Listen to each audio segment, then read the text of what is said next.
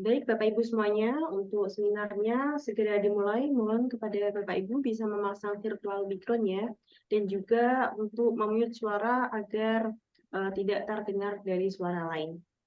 Terima kasih. Izin memulai Bapak Oberlin, Bapak Heri Suryadi, Bapak Firdaus. Yang terhormat Ketua Umum Hatsindo Bapak Insinyur Sularmo Diploma HE beserta jajarannya. Yang kami hormati Ketua Umum IAKI Bapak Supriyatna ST beserta jajarannya. Yang kami hormati Ketua Umum SBU Jakon Bapak Eko Herudianto beserta jajarannya. Yang kami hormati Bapak Ardi Purnomo selaku Ketua Tim Penanggung Jawab PKB dan PUB Asosiasi Hatsindo IAKI dan SBU Jakon. Yang kami hormati narasumber dan juga moderator serta Bapak Ibu seminar yang berbahagia. Assalamualaikum warahmatullahi wabarakatuh. Salam sejahtera bagi kita semua. Selamat bergabung dalam acara seminar series 18, yaitu seminar administrasi proyek konstruksi untuk meminimkan temuan jerat hukum. Nah, tujuan dari pelaksanaan seminar ini yaitu sebagai media komunikasi untuk bertukar pengalaman dan pengetahuan. Dapat mendapatkan informasi terkait seminar administrasi proyek konstruksi untuk meminimkan temuan jerat hukum dan merupakan program pengembangan keprofesian berkelanjutan atau PKB. Kerjasama Himpunan Ahli Teknik Konstruksi Indonesia IAKI, LSP Hatsindo Indonesia Teknik, dan SBU Jakon serta JS Academy. Jaya Hatsindo, LSP Hatsindo Jago bersama IAKI, LSP Sakti, JS Academy, The Real Academy. Puji syukur mari kita panjatkan kepada Allah Subhanahu wa taala yang telah memberikan limpahan rahmat, kesehatan, keselamatan dan karunia-Nya kepada kita semua. Sehingga kita dapat hadir di acara ini secara virtual dengan keadaan sehat walafiat. Amin amin ya robbal alamin. Salawat serta salam marilah senantiasa kita sanjungkan kepada junjungan besar Nabi Muhammad SAW yang selalu kita tunggu syafaatnya hingga hari akhir nanti. Walaupun dilaksanakan secara virtual, semoga tidak mengurangi kualitas dari kegiatan ini. Selanjutnya, saya sebagai pembawa acara memasuki acara yang pertama, yaitu pembukaan. Marilah kita buka dengan bacaan basmalah bersama-sama. Bismillahirrahmanirrahim. Yang kedua, menyanyikan lagu Indonesia Raya. Hadirin dimohon sikap duduk tegak.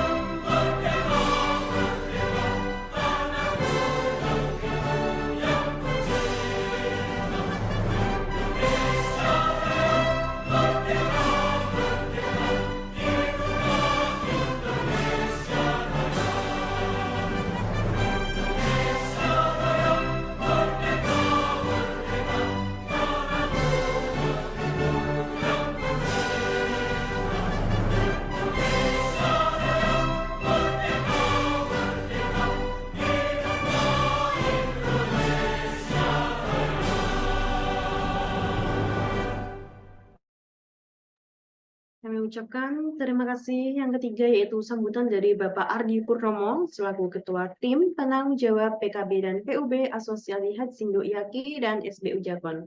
Waktu dan ruang kami persilahkan. Terima kasih, Joshua. Suaranya terdengar ya? Ya, Bapak, terdengar. Ya, terima kasih. Bismillahirrahmanirrahim. Assalamualaikum warahmatullahi wabarakatuh. Semangat pagi, salam sehat, salam sejahtera untuk kita semua. Shalom, Om Swastiastu, Namo Buddhaya, salam kebajikan, Rahayu, Rahayu, Rahayu. Yang terhormat, Ketua Umum Hatsindo, Ketua Umum IAKI, dan Ketua Umum SBU Jakon, yang kami hormati, Ketua LSP Hatsindo, Ketua LSP Sakti, Direktur JSA Academy, para narasumber, para moderator, Bapak Ibu Asesor LSP Hatsindo dan LSP Sakti, dan tentunya yang berbahagia, Bapak Ibu peserta seminar series ke-18 yang diselenggarakan oleh Dimo Group bekerja sama dengan Juragan Sertifikasi Akademi, Asosiasi Hatsindo, IAKI, SBU Jakon, dan juga LSP Hatsindo dan LSP Sakti.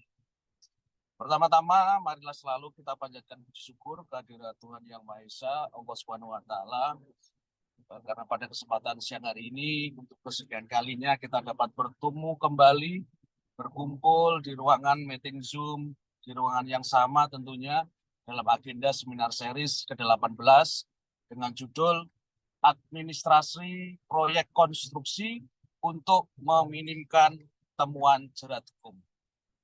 Bapak Ibu yang saya banggakan dan saya cintai, tentunya seminar ini adalah selalu merupakan bagian dari kegiatan-kegiatan yang dilaksanakan oleh Dimo Group, yang mana kegiatan ini bertujuan untuk mempererat tali silaturahmi, juga untuk melakukan koordinasi, kolaborasi, dan tentunya untuk juga hanya pengetahuan, sharing ilmu antara narasumber dan kita semua tentunya, yang mana mudah-mudahan kegiatan-kegiatan seperti ini akan selalu menjadi bagian yang terpenting dalam kehidupan kita selaku masyarakat jasa konstruksi Indonesia.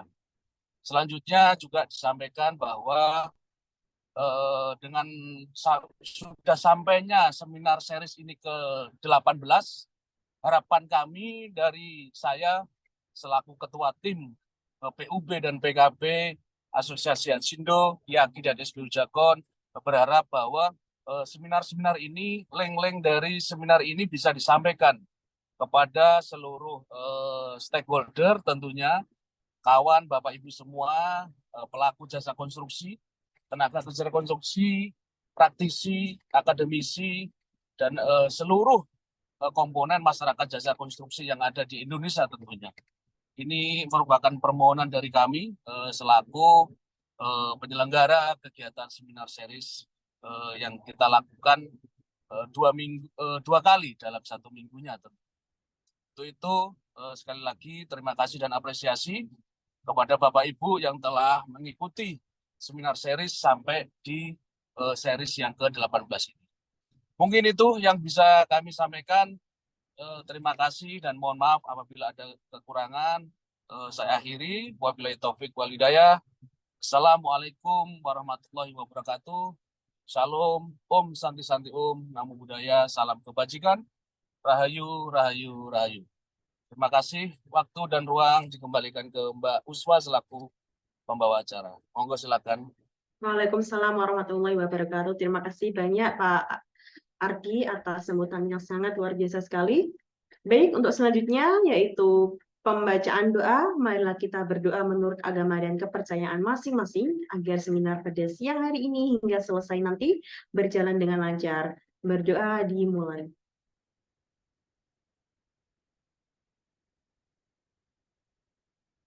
Berdoa selesai.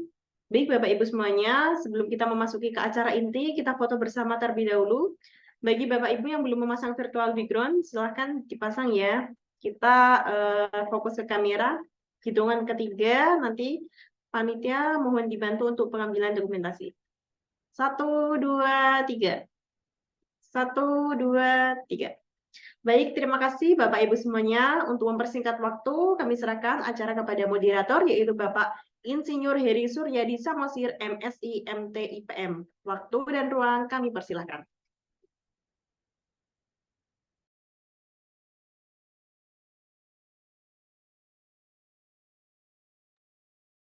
Mohon maaf Bapak, untuk suaranya belum terdengar Pak Heri. Sorry, saya masih mute. Oke, thank you. Terima kasih Mbak Uswa. Terima kasih Pak Ardi tadi sudah membuka. Oke.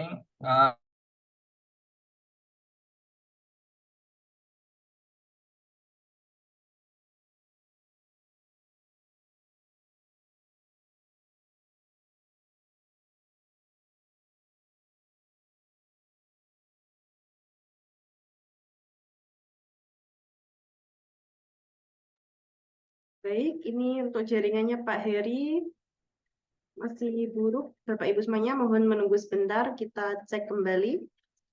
Bapak Heri Suryadi, apakah ada kendala Bapak Heri?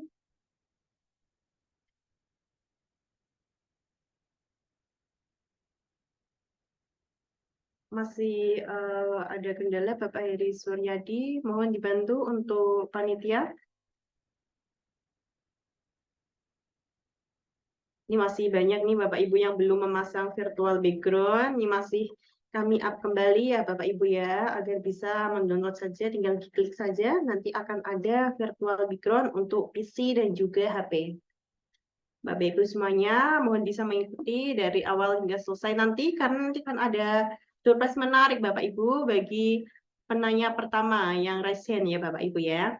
Jadi jangan lewatkan untuk mengikuti seminar pada series 18 ini, dan juga untuk temanya itu sangat menarik sekali, administrasi proyek konstruksi untuk meminimkan temuan jerat hukum Bapak Ibu semuanya. Baik, kita cek kembali apakah Pak Heri sudah bisa bergabung. Sepertinya keluar terlebih dahulu. Mohon waktunya sebentar ya Bapak Ibu ya, kita coba menghubungi Bapak Heri.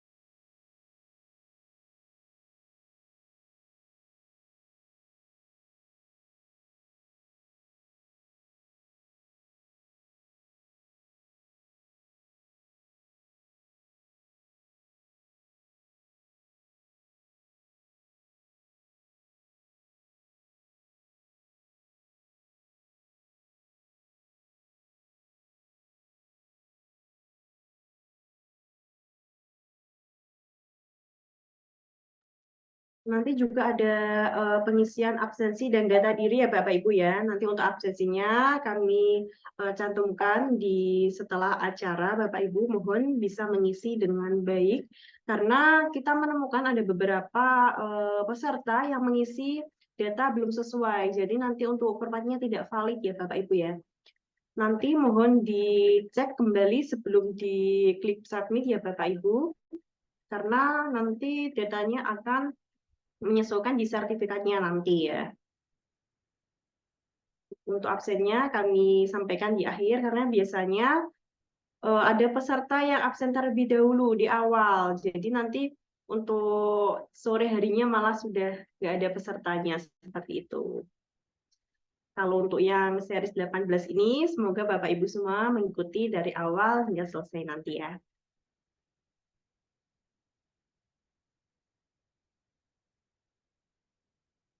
Baik, kita cek kembali Bapak Heri Suryadi. Halo, iya, itu kenapa selalu di mute ya? Baik, sudah bergabung lagi Bapak Heri Suryadi. Sudah Oke, bisa ya lanjutkan Bapak ya? Terima kasih. Tadi ada sedikit masalah.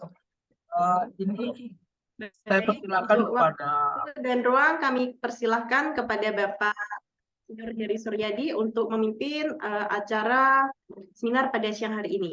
Monggo.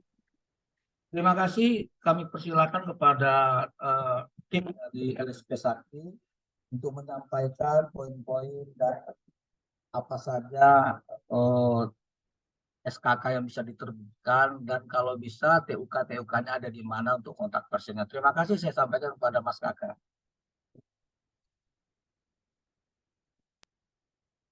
Halo? Baik, terima kasih Pak Heri. Suara saya sudah dapat terdengar ya Pak. Jelas, jelas. Baik. Sebelumnya terima kasih atas kesempatannya untuk Pak Heri selaku moderator. Jadi mohon izin Bapak Ibu sekalian, pada kesempatan kali ini saya akan sedikit promosi mengenai LSP Sakti. Jadi LSP sertifikasi konstruksi teknik IAKI atau yang biasa kita sebut LSP Sakti ini merupakan LSP pihak ketiga dengan asosiasi pengusungnya adalah Asosiasi Konstruksi dan Ahli Konstruksi Indonesia atau IAKI yang telah terakreditasi di Kementerian Pekerjaan Umum dan Perumahan Rakyat nomor 1410-KPTS-M-2020 tentang Asosiasi Jasa Konstruksi, Asosiasi Profesi Jasa Konstruksi, dan rantai pasok jasa konstruksi terakreditasi. LSP Sakti sendiri berkedudukan di Kota Bandung, Provinsi Jawa Barat, dan dalam pelaksanaan sertifikasinya dapat melalui tempat uji kompetensi atau TUK di seluruh wilayah di Indonesia. Jadi bisa dicek di masing-masing wilayah Bapak Ibu sekalian ada TUK dari LSP Sakti. Untuk yang pertama, sasaran mutu dari LSP Sakti yaitu penyelenggaraan sertifikasi kompetensi dengan asesor dan personel yang profesional. Selanjutnya memastikan pengembangan SDM dengan menyediakan tenaga kerja yang tersertifikasi BNSP. Lalu memastikan kompetensi SDM melalui prosedur sertifikasi profesi terpelihara, melaksanakan dan menjaga penjaminan mutu proses sertifikasi sesuai dengan standar yang berlaku, dan yang terakhir sasaran mutunya yaitu memastikan kerjasama yang sinergis dengan relevan di LSP. Selanjutnya visi dari LSP Sakti yaitu terwujudnya lembaga sertifikasi profesi konstruksi sakti yang handal, kredibel, baik di tingkat nasional maupun internasional, serta mampu meningkatkan sumber daya manusia yang kompeten dan profesional di sektor konstruksi. Untuk misi dari LSP Sakti, yang pertama mempersiapkan ketersediaan SDM kompeten berdaya saing di sektor konstruksi. Lalu menyelenggarakan asesmen kompetensi sesuai dengan klasifikasi dan kualifikasi pemohon sertifikasi. Selanjutnya melakukan kajian dan pengembangan standar kompetensi kerja konstruksi, dan yang terakhir melaksanakan sistem manajemen mutu atau quality assurance yang berkesinambungan. Untuk tempat uji kompetensi LSP Sakti atau TUK dari LSP Sakti terdiri dari 81 TUK yang tersebar di seluruh wilayah di Indonesia. Untuk persyaratan dasar permohonan sertifikat kompetensi kerja atau SKK di LSP Sakti, yang pertama KTP, itu ada fotokopi ijazah yang dilegalisir, ada juga fotokopi NPWP, lalu pas foto 3x4 berwarna, lalu referensi kerja dari perusahaan, dan yang terakhir telah mengisi e-simpan dengan Permen PUPR nomor 8 tahun 2022. Ini daftar skema LSP Sakti. LSP Sakti membidangi 35 jabatan kerja yang bisa dimohon oleh Bapak Ibu sekalian. Jadi bisa dicek di sini atau bisa di screenshot ya. Jadi mulai dari keselamatan konstruksi, ada K3, ada NK, manajer logistik proyek, dan lain sebagainya. Jadi jika Bapak Ibu sekalian berniat untuk mengurus SKK di bidang manajemen pelaksanaan, bisa menghubungi customer service LSP Sakti di nomor 0821 1021 0357. Info ya, terkait permohonan SKK dapat Bapak Ibu sekalian ajukan melalui nomor tersebut. Demikian singkat dari saya kembalikan kepada Pak Heri selaku moderator. Terima kasih Pak Heri. Izin Mas Kakak, saya ada sedikit mungkin supaya teman-teman internet dari seluruh Indonesia ya, kalau bisa ditampilkan nanti itu TUK dari provinsi mana saja. Yang kedua, pertanyaannya, kalau untuk yang lulusan arsitek itu masuknya kemana, ada nggak yang bisa diambil gitu? Karena kan ini tadi kita banyak bidang sipil nih, pikiran mungkin ada juga teman-teman dari arsitek. Silakan Mas Kakak menyambung dulu sedikit. Yang arsitek itu bisa ambil SKK apa saja atau bidang apa saja. Terima kasih Mas Kakak. Baik Pak Heri, untuk sementara di LSP Sakti saat ini untuk arsitek bisa Pak. Jadi untuk untuk persyaratan latar belakang pendidikan untuk manajemen pelaksanaan sebagian besar 90% itu bisa seluruh pendidikan atau program studi di bidang teknik seperti itu. Jadi termasuk arsitek atau arsitektur bisa Pak ambil MK atau K3 atau hukum kontrak bisa atau mutu juga bisa Pak Heri. Jadi untuk pastinya terkait latar belakang ijazah dan jumlah pengalaman minimal berapa bisa di WA-kan ke customer service, nanti bisa diinfokan lebih lanjut Pak Heri. Oke, terima kasih, sangat jelas penjelasannya Mas Kakak. Nanti mungkin di seminar yang akan datang bisa dilengkapi supaya peserta juga bisa ternyata bukan hanya di bidang keteknikan saja, arsitektur bisa. Terima kasih. Oke, kita masuk ke inti acara kita, yaitu dengan judul seminar kita ini administrasi proyek konstruksi untuk meminimkan temuan jerat hukum. Adapun maksudnya meningkatkan wawasan terkait administrasi proyek konstruksi. Tujuannya yang tadi meminimkan temuan jerat hukum. Yang kedua, meningkatkan kesadaran akan pentingnya administrasi proyek konstruksi. Itu maksudnya. Yang ketiga, yang selanjutnya tujuan seminar ini adalah sebagai media komunikasi untuk bertukar pengetahuan dan pengalaman baik kita dari narasumber, dari audiens. Jadi kita terbuka nanti. Yang kedua, untuk mendapatkan informasi terkait administrasi proyek konstruksi dengan tujuan meminimkan temuan jerat hukum. Yang ketiga, ini yang paling penting, merupakan program pengembangan keprofesian berkelanjutan. Untuk hal tersebut, nanti narasumber akan memaparkan selama 15 sampai 30 menit paparannya nanti Pak narasumber ya.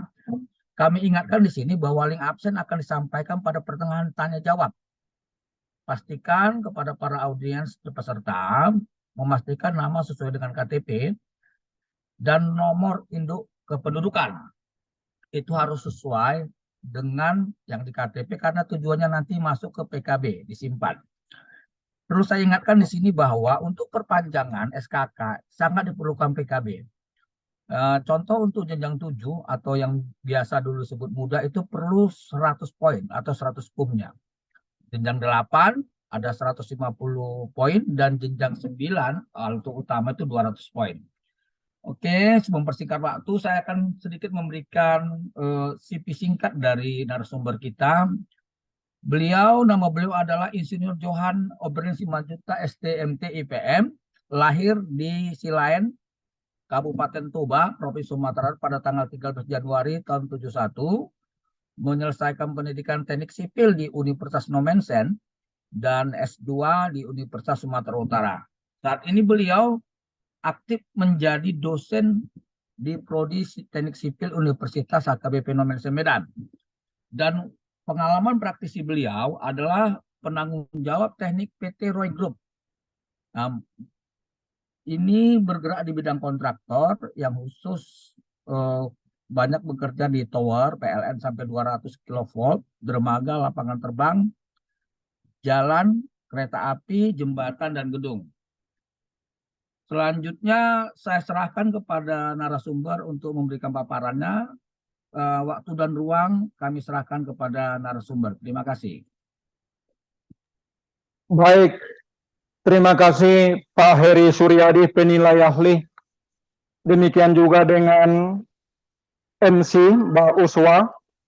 dan Ketua Hatsindu, Ketua IAKI, Ketua SBU Jakon, kemudian Ketua Penanggung Jawab PKB dan PBU, kemudian LSP Sakti Mas Kakak, dan terutama yang saya hormati Bapak dan Ibu peserta dari Sabang sampai Merauke, salam sehat, salam NKRI.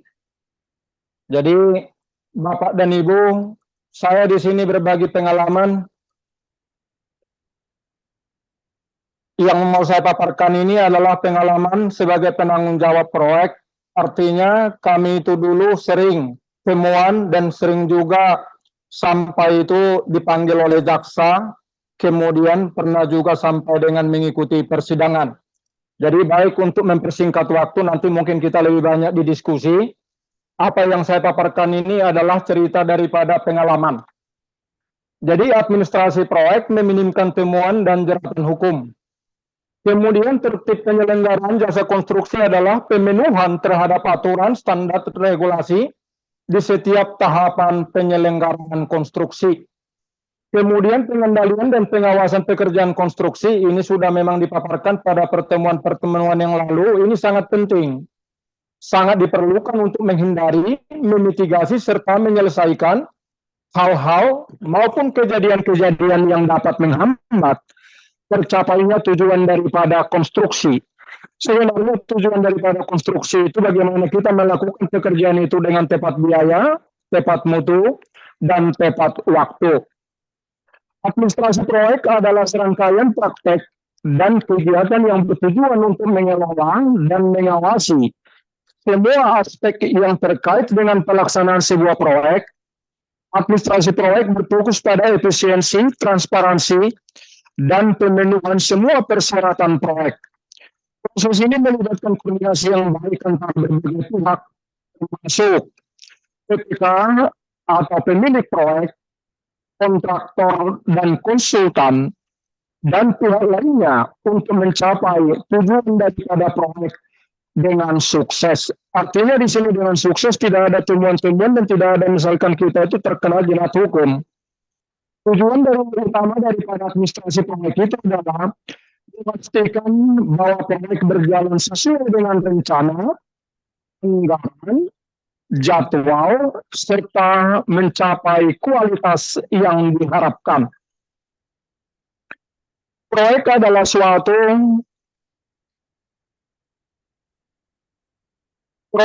suatu usaha sementara yang dilakukan untuk mencapai tujuan tertentu dalam batasan anggaran dan waktu dan mutu yang telah ditetapkan.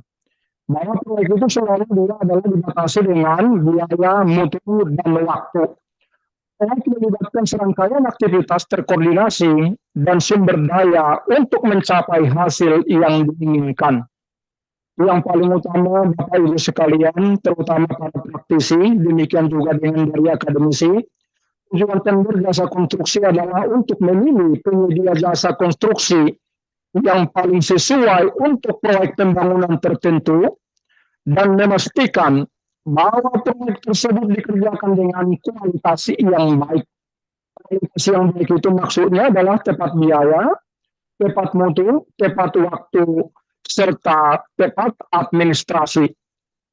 Kemudian dalam konteks proyek konstruksi merujuk pada identifikasi atau penemuan situasi, kondisi informasi, atau permasalahan yang tidak terduga, atau tidak diantisipasi sebelumnya selama pelaksanaan proyek.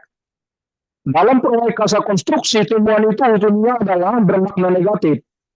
Jadi dari yang kita alami misalkan sebagai pelaksana itu, temuan itu umumnya adalah bermakna negatif, yaitu ketidaksesuaian pelaksanaan dengan kontrak dan spesifikasi teknis.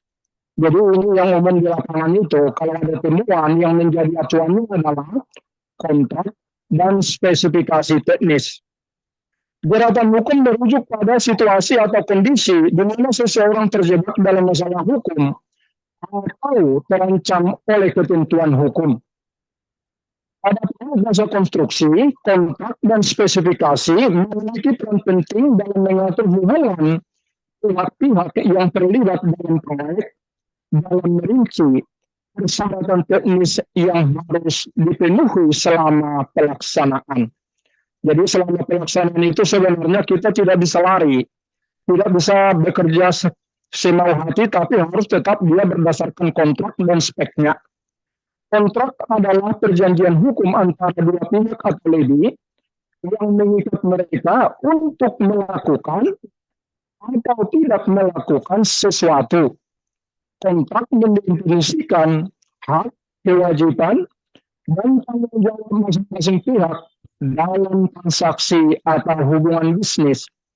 Kontrak biasanya mencakup seperti harga, jangka waktu, kemudian syarat-syarat pembayaran, dan klausul-klausul lain yang mengatur hubungan antara pihak yang terlibat.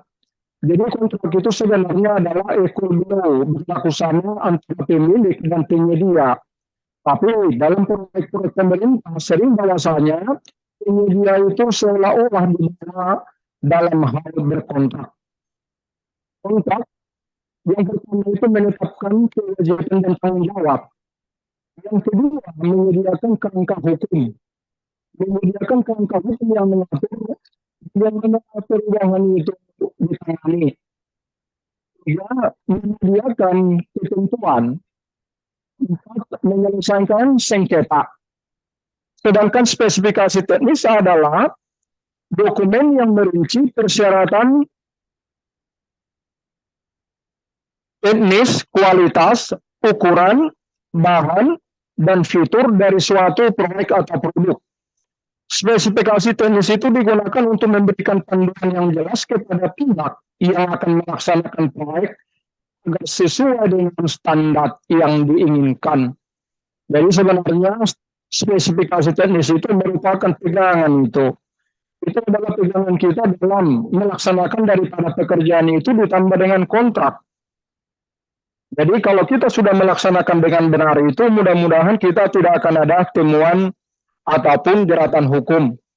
Spesifikasi teknis biasanya berisikan menguraikan standar kualitas, panduan teknis, kemudian penanganan perubahan, kemudian penilaian dan adanya verifikasi. Penting untuk selalu merujuk pada kontrak dan spesifikasi teknis ketika menghadapi temuan dalam proyek. Ya. Interupsi Pak, mic-nya tidak perlu terlalu nempel sama ini Pak, share screen-nya belum jalan Pak. Belum jalan, Pak. Iya, saya share screen aja Pak ya, nanti tinggal kasih aba-aba aja next-nya gitu. Iya, boleh. Kalau gitu ada kendala berarti. Baik, ya, sebentar Pak. Silakan.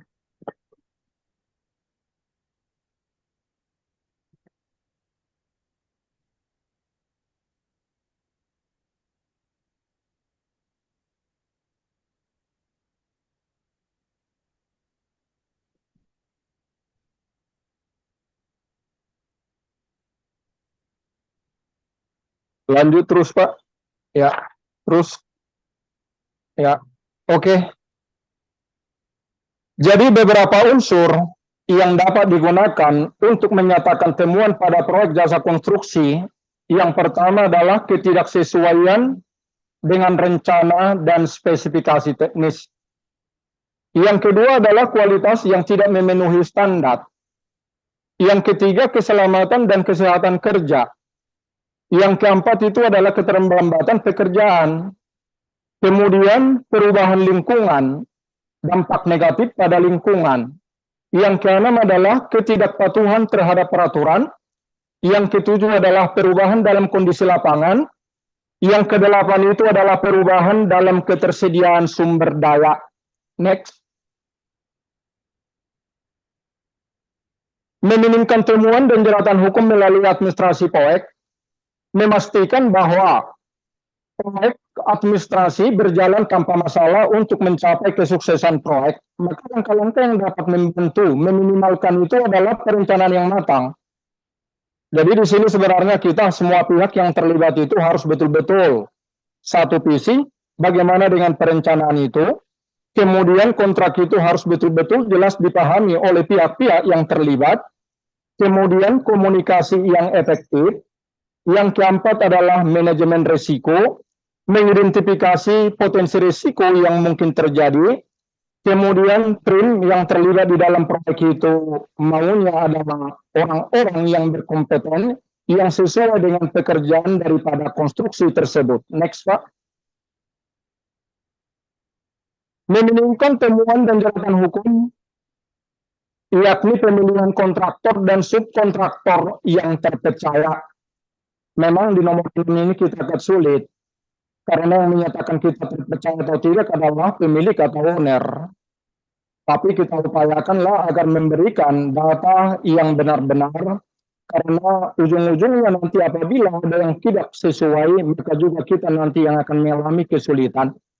Nomor 7 adalah pemantauan dan pelaporan secara rutin. Di sini sangat kita harapkan peran daripada konsultan pengawas, demikian juga dengan PPK, agar betul-betul melakukan pemantauan dan pelaporan rutin. Ada hal yang kadang-kadang di lapangan itu, sebenarnya pengawas itu adalah tegas, dia ingin menyelamatkan kontraktor, tapi kontraktor merasa kok pengawasnya ini terlalu rumit. Jadi masih ada hal-hal di lapangan itu yang kadang-kadang kontraktor itu sulit untuk memahami, padahal tujuan daripada PPK, tujuan daripada pengawas itu adalah baik. Kecuali misalkan tujuannya itu adalah ada hal-hal tertentu yang tidak misalkan itu bisa diterima daripada kontraktor. Namun itu juga bisa dibicarakan, bisa dirapatkan. Yang ke-9 adalah pendekatan keselamatan kerja. Bahwasanya di lapangan itu juga keselamatan kerja itu harus bisa kita jamin. Tapi terkadang yang menjadi kendala adalah daripada pekerjanya sendiri. Kalau misalkan dia kita paksakan misalkan untuk menggunakan alat-alat daripada pelindung diri, kadang-kadang mereka menyatakan nanti Pak, pekerjaan kami produksi atau opnamnya tidak tercapai. Hal-hal yang sedemikian ini kadang-kadang menjadi seolah-olah bahwasanya kontraktor ataupun pengawas itu tidak melakukan dengan baik, apalagi untuk proyek-proyek yang terbuka, misalkan itu seperti dermaga, bahwasanya dari laut itu orang bisa memantau. Jadi memantau nanti kadang-kadang polisi atau aparat yang lain memanggil kita atas pengaduan masyarakat. Jadi untuk itu yang tadi saya nyatakan, semuanya harus kita bikin terdokumen, bahwasanya pekerja itu juga sudah kita arahkan untuk menggunakan dan memakai alat-alat keselamatan kerja. Nomor 10 adalah pengelolaan informasi dan dokumentasi. Pengelolaan informasi ini maunya di kontraktor itu harus ada khusus divisi yang menangani administrasi dan informasi proyek. Karena masih sering kadang-kadang kontraktor ini menganggap remeh seolah-olah fisiknya itu yang dibutuhkan, sementara administrasi itu kurang. Ini juga harus dibuang ini paradigma ini, bahwasanya dokumen itu sangat menentukan. Kenapa dokumen itu dan pengelolaan informasi itu sangat perlu? Karena kalau ada misalkan kita dipanggil oleh APH, maka kita yang disuruh adalah membawa dokumen. Kita tidak bisa menyatakan itu fisiknya ada.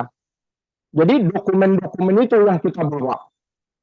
Jadi untuk teman-teman yang merupakan para praktisi kontraktor, maka tolong agar dokumen itu dan informasi itu kita jadikan menjadi sesuatu yang dapat menyelamatkan kita di akhir proyek, atau kalau ada misalkan itu temuan ataupun pemanggilan-pemanggilan daripada aparat penegak hukum.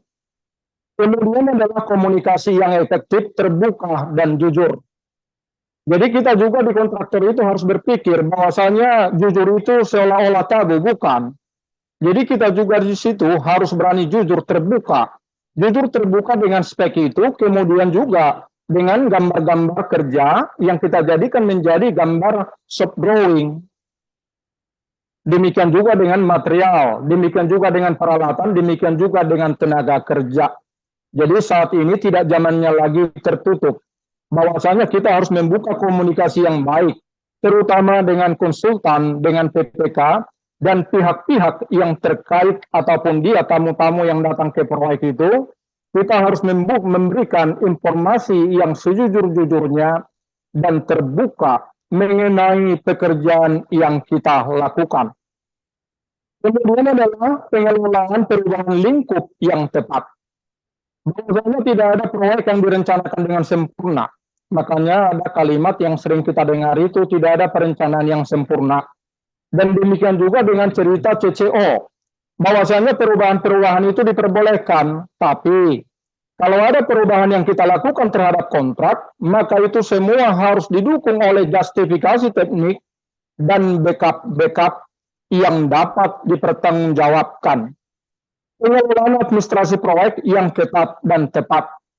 Inilah sebenarnya maka sering kadang-kadang pekerjaan itu kita lakukan dengan baik dan benar, tapi karena di administrasi kita kurang teliti, maka sering kita juga mengalami kesulitan. Jadi sebenarnya ada pendapat daripada pihak-pihak yang menyatakan bahwasanya kerjakan apa yang ditulis, tuliskan apa yang dikerjakan itu. Sebenarnya itu sangat membantu pihak kontraktor. Kalau ada misalkan yang kita tuliskan kita kerjakan, atau yang kita kerjakan itu kita tuliskan, itu sangat membantu kita untuk memberikan penjelasan terhadap pihak-pihak yang memerlukannya. Next lagi Pak, lanjut. Teknologi dan inovasi, kemudian penggunaan daripada teknologi, kemudian juga dengan inovasi penggunaan daripada alat-alat. Teknologi sedapat mungkin misalkan bisa kita jangkau. Walaupun misalkan di RAB kita itu, di RAB kita itu menyatakan bahwasanya misalkan dia adalah contohnya penggunaan daripada pengadukan dengan hanya menggunakan mixer. Bila di lokasi itu misalkan dia ada ready mix, kenapa tidak? Jadi kontraktor jangan selalu berpikir dia hitung-hitungnya, hitung-hitung untung, bukan. Tapi yang paling utama, bagaimana kita agar bisa menyelesaikan pekerjaan itu tanpa ada persoalan-persoalan temuan, demikian juga dengan temuan dan jeratan hukum. Kepatuhan terhadap hukum artinya itu kita harus mematuhi semua regulasi-regulasi dan peraturan-peraturan yang berkaitan dengan pekerjaan yang kita lakukan. Kemudian adalah penyelesaian sengketa. Penyelesaian sengketa ini kalau bisa kita selesaikan dengan mengedepankan yakni adalah mencari kebaikan dan kebenaran agar kita semua terselamatkan.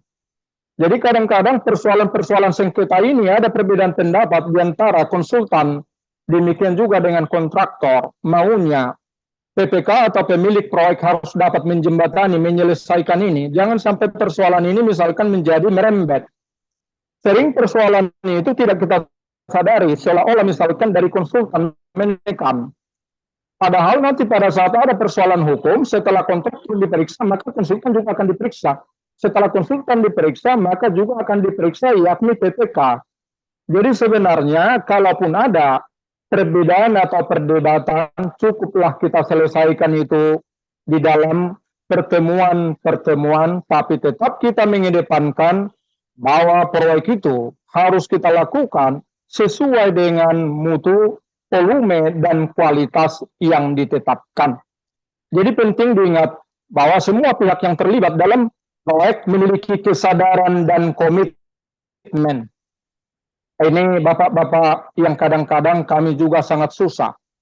Kami juga kadang-kadang walaupun kami di kontraktor itu tidak sadar betul. Komitmen itu juga tidak betul-betul. Tapi setelah ada persoalan temuan, baru semua mengalami kesulitan. Jadi kesadaran dan komitmen terhadap tujuan proyek itu yang tepat biaya, tepat mutu, tepat waktu, dan tepat administrasi, ini akan sangat membantu. Ini akan sangat membantu terhadap kesuksesan daripada proyek itu. Jadi sebenarnya kontraktor dan semua pihak itu mari berdebat, tapi dengan tujuan kita bagaimana proyek itu bisa sukses agar kita bisa tidur dengan nyaman dan nyenyak. Lanjut lagi. Peran daripada pejabat pembuat komitmen PPK, kontraktor dan pengawas. Jadi di sini ada masing-masing peran. Sangat penting untuk menjaga agar proyek berjalan lancar, bebas dari temuan dan menghindari masalah hukum. PPK mempunyai peran bertanggung jawab atas proses pengadaan barang dan jasa dalam proyek. Peran PPK sangat penting dalam mengawasi proses seleksi kontraktor dan pengawas, serta dalam mengelola kontrak dan keuangan proyek. Jadi Bapak dan Ibu yang terhormat, PPK itu juga sebenarnya dia sebagai semacam juri yang mengontrol jalannya pekerjaan itu, karena ujung-ujungnya nanti dikaitkan semuanya adalah dengan uang. Baik volume, baik mutu nanti berkaitan dengan uang. Jadi sebenarnya PPK itu harus menjamin bahwa pekerjaan itu berlangsung baik dan sesuai dengan uang yang diberikannya. Jadi tidak bisa misalkan hanya konsultan dan kontraktor bekerja benar. Itu harus betul-betul dilihat oleh PPK. Dilihat oleh PPK. Lanjut lagi. Jadi beberapa peran daripada PPK dalam mencegah temuan dan jeratan hukum, yakni pemilihan kontraktor dan pengawas yang terpercaya. Mungkin ini Bapak dan Ibu harapan kita dari semua pelaksana atau kontraktor yang ada dari Sabang dan sampai Merauke, maunya pemilihan itu benar-benar dia berdasarkan atas kinerja. Mungkin di dalam pertemuan kita ini masing-masing mempunyai pengalaman dan sebagainya, bahwa kadang-kadang semua sudah Anda penuhi, Anda merasa, tapi kok orang lain yang dimenangkan. Jadi sebenarnya PPK juga mempunyai peran yang sangat penting, karena dari awal dia bisa pastikan untuk lebih mudah mengarahkan proyek itu dilaksanakan dengan baik. Yang kedua adalah penyusunan kontrak yang jelas. Jadi tadi saya nyatakan bahwasannya kontrak itu sifatnya adalah equal below. Sebenarnya kontrak itu harus sama kedudukan daripada penyedia dan pemilik. Tapi dalam praktek, sering itu pemilik atau PPK itu lebih tinggi posisinya daripada kita. Mungkin, semoga pengalaman daripada Bapak Ibu yang lain betul-betul dalam kontrak, Bapak-Bapak itu sudah betul-betul dengan mempunyai equal below kedudukan yang sama. Kemudian pengawasan dan evaluasi. PPK juga harus melakukan pengawasan. Setelah dia melakukan pengawasan, harus dilakukan evaluasi. Jadi, ada di beberapa instansi seperti PLN, bahwasanya mereka tidak menggunakan jasa pengawas itu dari luar, tapi PLN itu langsung menggunakan orang-orang PLN itu sendiri yang menjadi pengawas. Jadi mereka menggunakan bahwa staf-staf yang ada di PLN itu akan menjadi pengawas-pengawas untuk proyek-proyek yang ada di PLN. Tapi kalau untuk proyek-proyek yang lain yang menggunakan jasa pengawas, sebaiknya juga PPK mempunyai staf teknis. Jadi biar betul-betul mendapatkan informasi yang akurat. Dan informasi itu adalah betul-betul objektif. Kadang-kadang juga kita di lapangan itu mengalami, kadang-kadang ada yang subjektif. Jadi sebenarnya yang kita harapkan, semua yang terlibat di proyek itu mempunyai pemahaman dan latar belakang, dan terutama telah memiliki SKK yang sesuai dengan pelaksanaan pekerjaan itu, agar kita mudah berdiskusi di lapangan tentang item pekerjaan yang kita lakukan. Demikian juga dengan pengendalian keuangan, ini salah satu yang paling utama. PPK harus menjalankan pengendalian keuangan. Namun, pengalaman kita juga, kita sering merengek itu agar PPK memberikan kemudahan pembayaran. Bahwasanya misalkan progres itu juga sering progres itu misalkan realnya masih 40, tapi kita mintakan agar dibuat 45 untuk bisa tender, untuk bisa termin. Mudah-mudahan di antara Bapak Ibu peserta tidak pernah seperti itu. Bapak jujur dengan yakni adalah hanya berdasarkan progres real yang di lapangan. Jadi kadang-kadang kebaikan daripada PPK, kebaikan daripada pengawas juga bisa menjerumuskan. Karena kontraktornya merengek, dia minta untuk dimudahkan, diangkat, di-up itu progresnya. Tapi setelah uangnya datang, bahwasanya kontraktor itu tidak langsung menggunakan untuk mengejar daripada progres yang tertinggal. Jadi dengan demikian, jika ada Bapak dan Ibu di sini PPK atau pengawas, tolonglah lebih berhati-hati dalam meluluskan keinginan daripada pelaku kontraktor, terutama dalam hal pengendalian uang. Maunya pengendalian uang itu betul-betul atas kinerja daripada yang dilakukan dan selalu mengacu dengan kontrak. Jadi kadang-kadang kebaikan itu mengakibatkan adanya kelalaian, kelalaian itu mengakibatkan adanya temuan dan kita terkena jeratan hukum. Next lagi. Kontraktor adalah pihak yang bertanggung jawab atas pelaksanaan fisik proyek. Jadi kontraktor itu yang paling bertanggung jawab terhadap pelaksanaan daripada fisik proyeknya. Peran kontraktor untuk mencegah temuan dan jeratan hukum yang pertama adalah kontraktor itu harus memenuhi kontrak. Harus memenuhi kontrak. Yang kedua, manajemen terhadap risiko. Kontraktor itu harus memikirkan terhadap risiko. Yang paling sering itu misalkan kita melakukan pekerjaan yang jauh. Contohnya di pulau terpencil kita membangun dermaga. Dan kemudian pipa tiang pancangnya itu harus dari Pulau Jawa. Jadi di sini kan kontraktor harus memikirkan bahwasanya pipa itu harus cepat datang. Karena nanti juga akan ada badai, akan ada segala macam. Jadi kadang-kadang manajemen terhadap risiko ini kurang, akhirnya proyek itu terlambat, tapi kita memaksakan terhadap pengawas. Demikian juga dengan PPK agar diberikan kita perpanjangan, tapi justeknya tidak kuat. Justeknya tidak kuat. Oleh karena itu, marilah kita kontraktor itu mempunyai kesadaran dan komitmen, lalu kita perhatikan apa item-item yang paling kritis daripada kontrak kita itu, agar betul-betul kita memberikan perhatian ke situ. Kemudian kualitas pekerjaan. Jadi Bapak dan Ibu, kalau kualitas pekerjaan yang paling banyak itu adalah misalkan cerita mengenai beton. Kalau beton itu misalkan dengan menggunakan ready mix, kalau misalkan dipersyaratkan di dalam kontrak kita, misalkan K300 atau Epaksin C 25, hendaknya kontraktor itu mau memesan misalkan K350 atau Epaksin C 27,5. Kenapa? Karena nanti tenaga kerja kita belum semua terampil. Bisa dia dari pabrik dia datang dengan mutu yang tepat, tapi di dalam pelaksanaan dia kurang.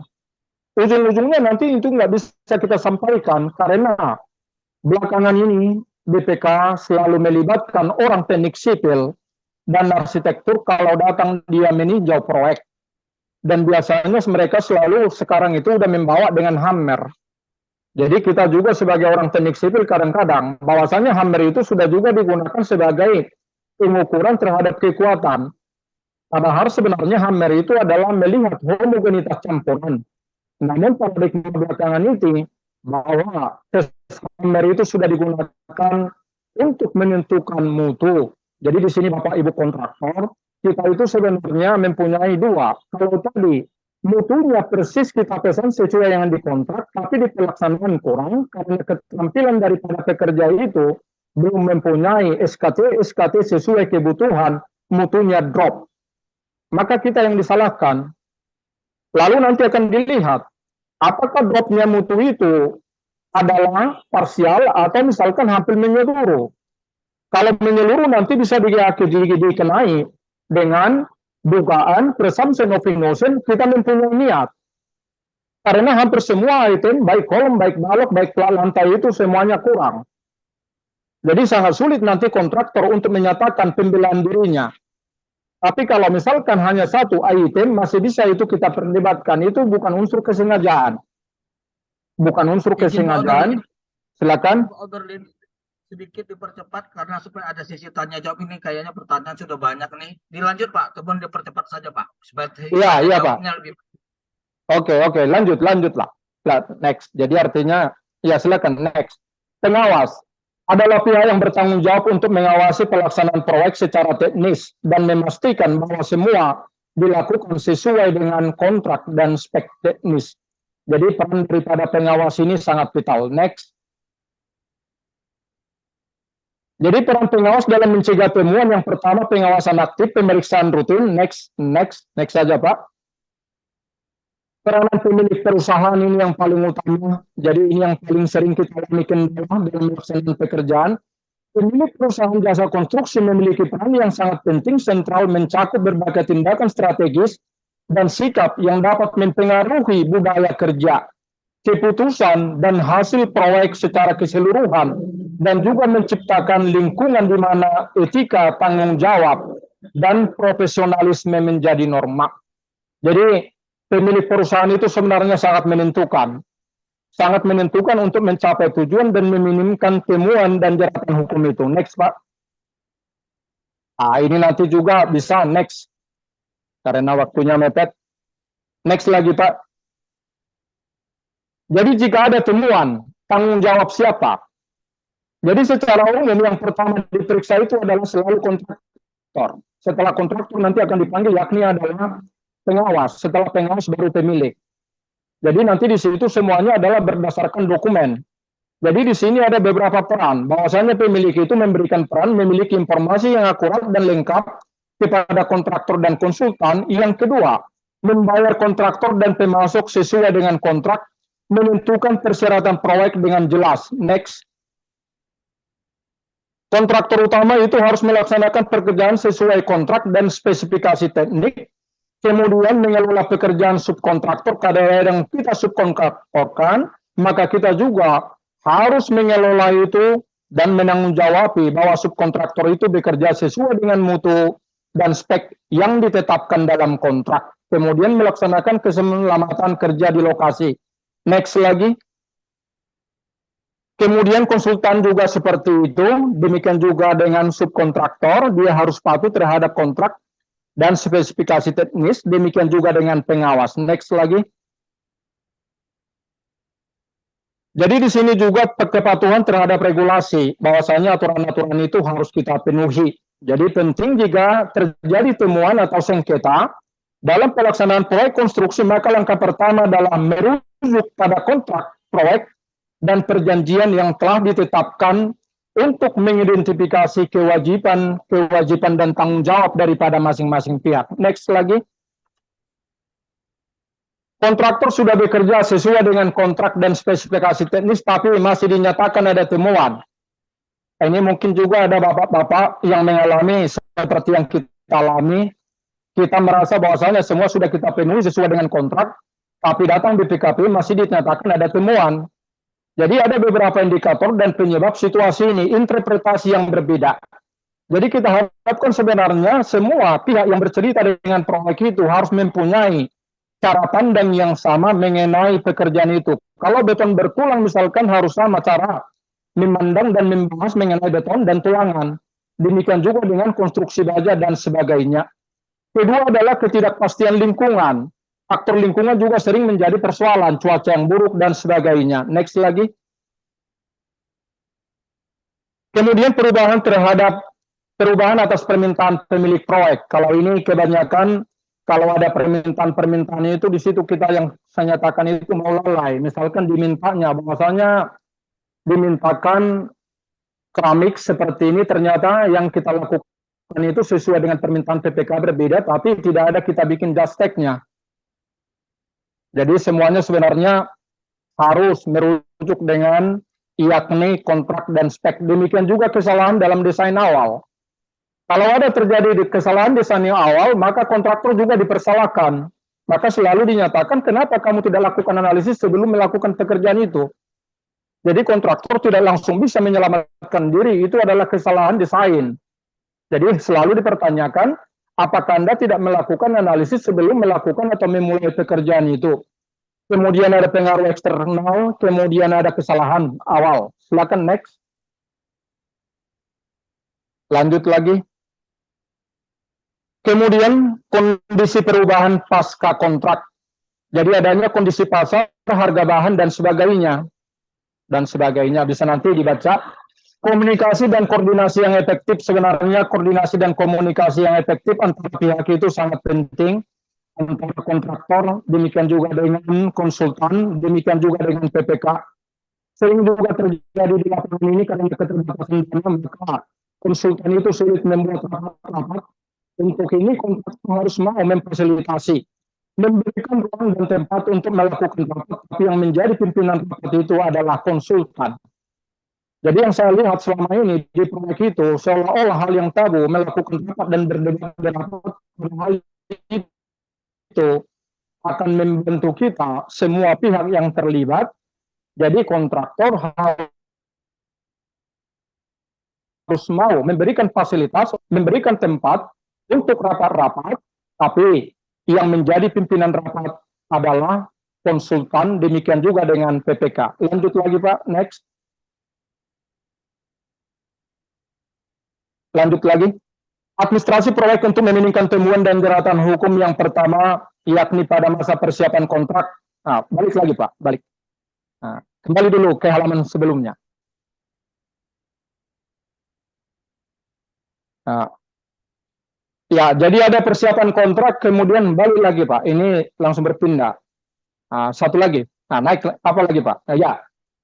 Jadi administrasi apa yang perlu dipersiapkan? Pertama adalah administrasi, yakni persiapan kontrak, kemudian pelaksanaan kontrak, kemudian yakni ada serah terima pekerjaan. Lalu lanjut lagi Pak. Nah, nanti biar didiskusi nanti kita bahas. Lanjut lagi Pak. Terus. Ya. Jadi mohon izin Bapak Ibu. Nah, quote dulu, quote. Nah, ke halaman sebelumnya dulu, ke halaman sebelumnya. Ya. Jadi ini Bapak Ibu, saya berbagi pengalaman dengan Bapak, yakni quote. Satu lagi ya. Pikiran dengan pikiran harus ditercentangkan dengan argumen yang ilmiah. Dalam proyek jasa konstruksi merujuk pada kontrak dan spesifikasi teknis. Jadi kalau ini saya menyampaikan pengalaman terhadap Bapak Ibu sekalian, jangan kita menganggap bermusuhan kalau terjadi pertentangan tapi atas dasar argumen ilmiah terhadap proyek yang kita kerjakan, tapi pedomannya harus kontrak dan spek teknis. Pertentangan dapat menghasilkan ide yang bagus, alternatif yang lebih baik, dan motivasi untuk bekerja lebih baik dan kolaboratif. Saya harapkan teman-temanku dari kontraktor terutama agar kita tidak merasa benci kalau ada perbedaan-perbedaan pendapat ataupun pertentangan-pertentangan, selama itu merujuk pada kontrak dan spek teknis, kita harus mengamini itu. Jadi kita harus membuka diri dengan itu, jujur dan terbuka agar kita semua terselamatkan. Baik, yang terakhir. Jadi refleksi atau kesimpulan tindak lanjut daripada apa yang saya paparkan berdasarkan pengalaman ini, pelaksanaan proyek harus mempedomani dan merujuk pada kontrak dan spesifikasi teknis. Jadi Bapak Ibu jangan pernah lari daripada pegangan ini, kontrak spesifikasi teknis. Kalau ada adendum kita sebutkan kontrak dan perubahannya. Kemudian tim kontraktor harus paham, ini dulu. Tim kontraktor itu harus benar-benar paham mengelola proyek secara menyeluruh, sehingga dapat mencapai tujuan proyek dengan batasan biaya, mutu, volume, dan kualifikasi, demikian juga dengan waktu dan berbagai keterbatasan sumber daya. Terutama untuk kontraktor-kontraktor swasta itu kita tidak mungkin seperti BUMN mempunyai sumber daya yang mumpuni. Mungkin sumber dayanya hanya beberapa orang, tapi harus mampu untuk semua pekerjaan. Next lagi Pak. Pengawas dan PPK harus melaksanakan pengawasan dan pengendalian dengan tegas. Jadi di sini saya sampaikan kalimat tegas.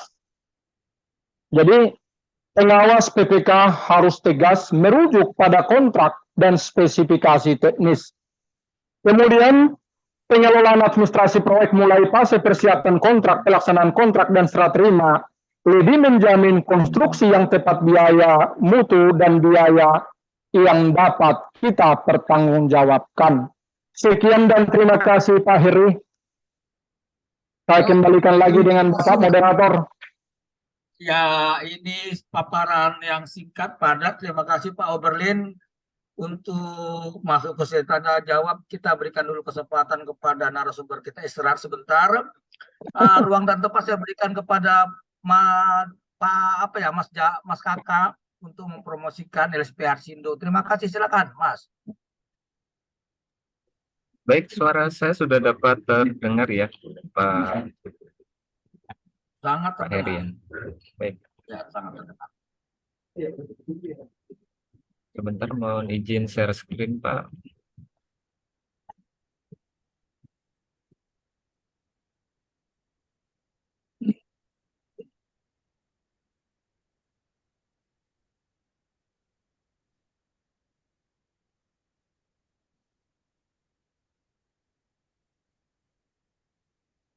Share screen-nya sudah dapat terlihat ya, Pak Heri? Sudah Mas. Udah Baik. jelas. Iya, terima kasih atas kesempatannya Pak Heri. Jadi selamat sore Bapak Ibu sekalian. Eh, saya mau izin sekali lagi, kali ini saya akan sedikit promosi mengenai LSP Hatsindo Indonesia Teknik atau yang biasa kita sebut LSP Hatsindo. Jadi Himpunan Ahli Teknik Konstruksi Indonesia atau yang disingkat Hatsindo merupakan asosiasi profesi di bidang jasa konstruksi yang didirikan pada tahun 2009. Lalu Hatsindo merupakan wadah organisasi yang memiliki tugas melakukan pembangunan nasional secara menyeluruh dengan memberikan pelayanan dalam hal pengurusan sertifikasi tenaga kerja. Di Asosiasi Profesi Hatsindo terakreditasi dengan keputusan Menteri Pekerjaan Umum dan Perumahan Rakyat nomor 1410 garing KPTS garis M garing 2000. Kayaknya 2020 deh Mas. Iya, Kayaknya iya Pak. Iya, ada typo Pak. Mohon maaf. Iya. Itu tentang Asosiasi Badan Usaha Jasa Konstruksi, Asosiasi Profesi Jasa Konstruksi, dan Asosiasi terkait rantai pasok. Untuk visi dari LSP Hatsindo yaitu menjadikan lembaga sertifikasi profesi Hatsindo Indonesia Teknik sebagai lembaga sertifikasi profesi yang profesional, unggul, terpercaya, dan kompeten secara nasional maupun internasional. Untuk misi dari LSP Hatsindo yaitu memajukan dan memastikan kompetensi tenaga kerja yang bermutu, berkualitas, dan mampu berdaya saing tinggi menuju masyarakat Indonesia yang maju dan sejahtera. Sasaran mutu dari LSP Hatsindo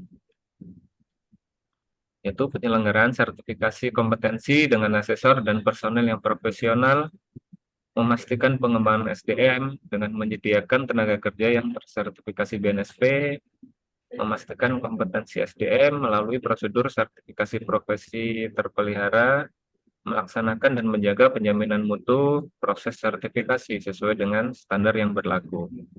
Dan yang terakhir, memastikan kerjasama yang sinergis untuk kepentingan relevan di LSP.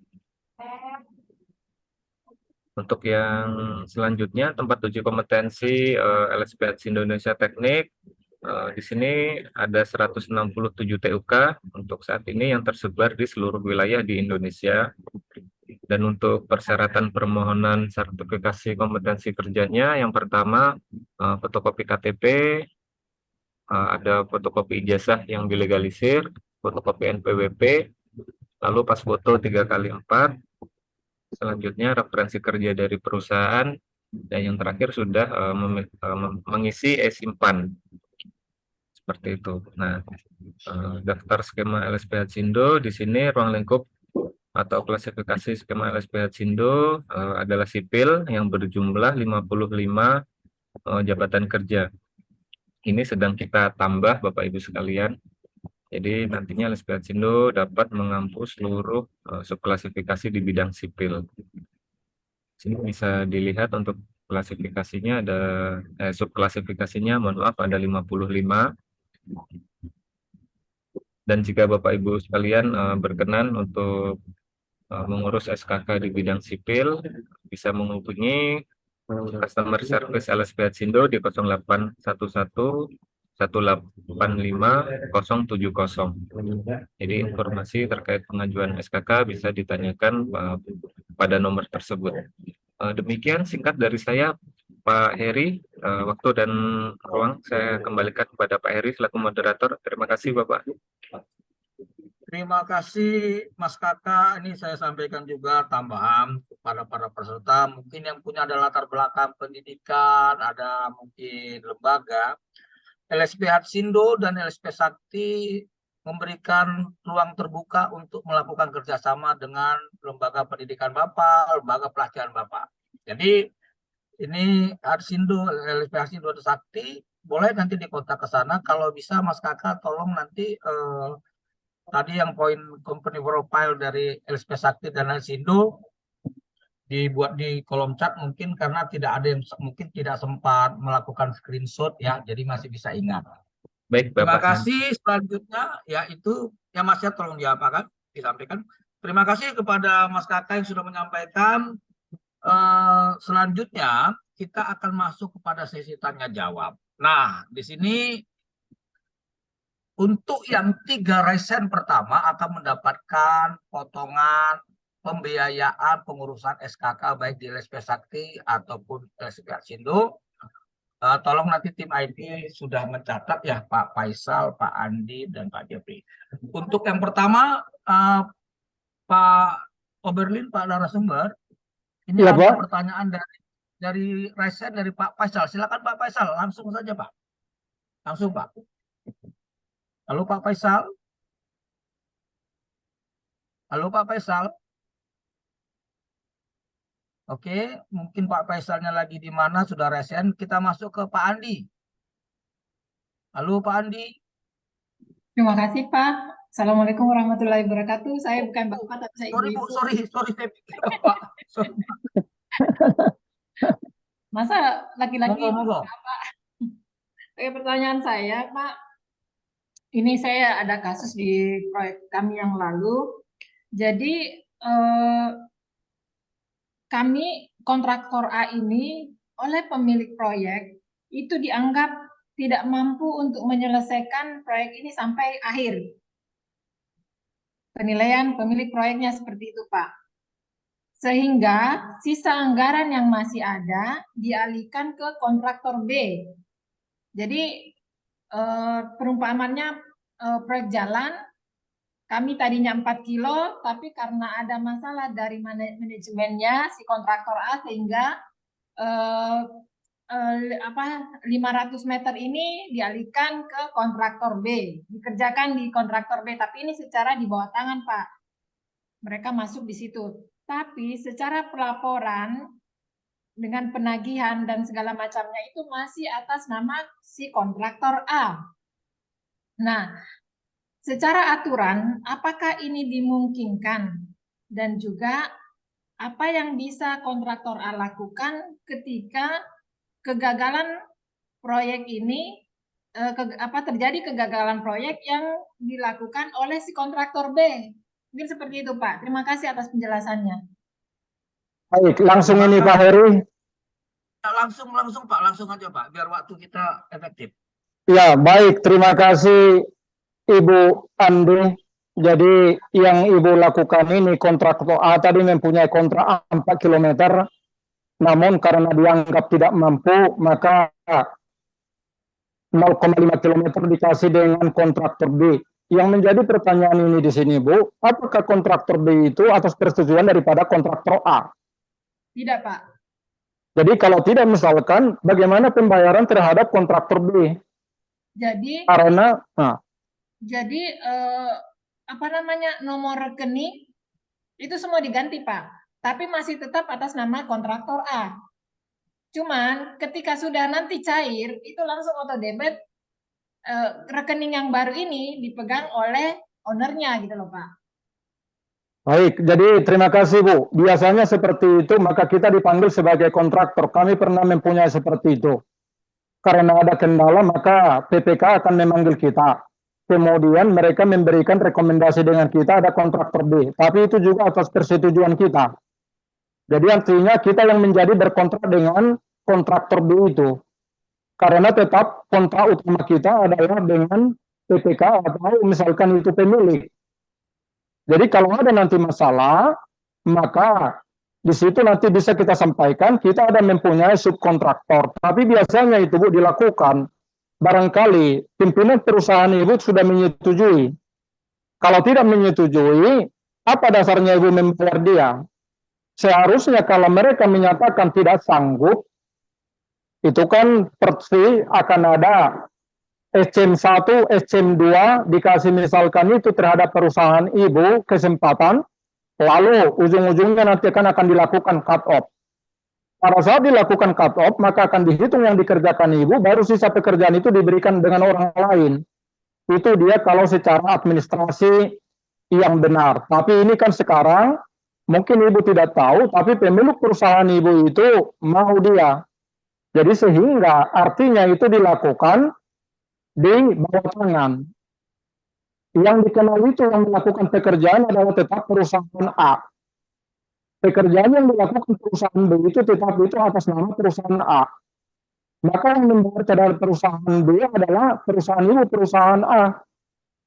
Jadi seperti itu, Bu. Mungkin juga kalau mau dipersoalkan ini, pemilik daripada perusahaan A mungkin masih berharap nanti nggak dikasih pekerjaan. Jadi sebenarnya seperti itu, Bu, yang terjadi.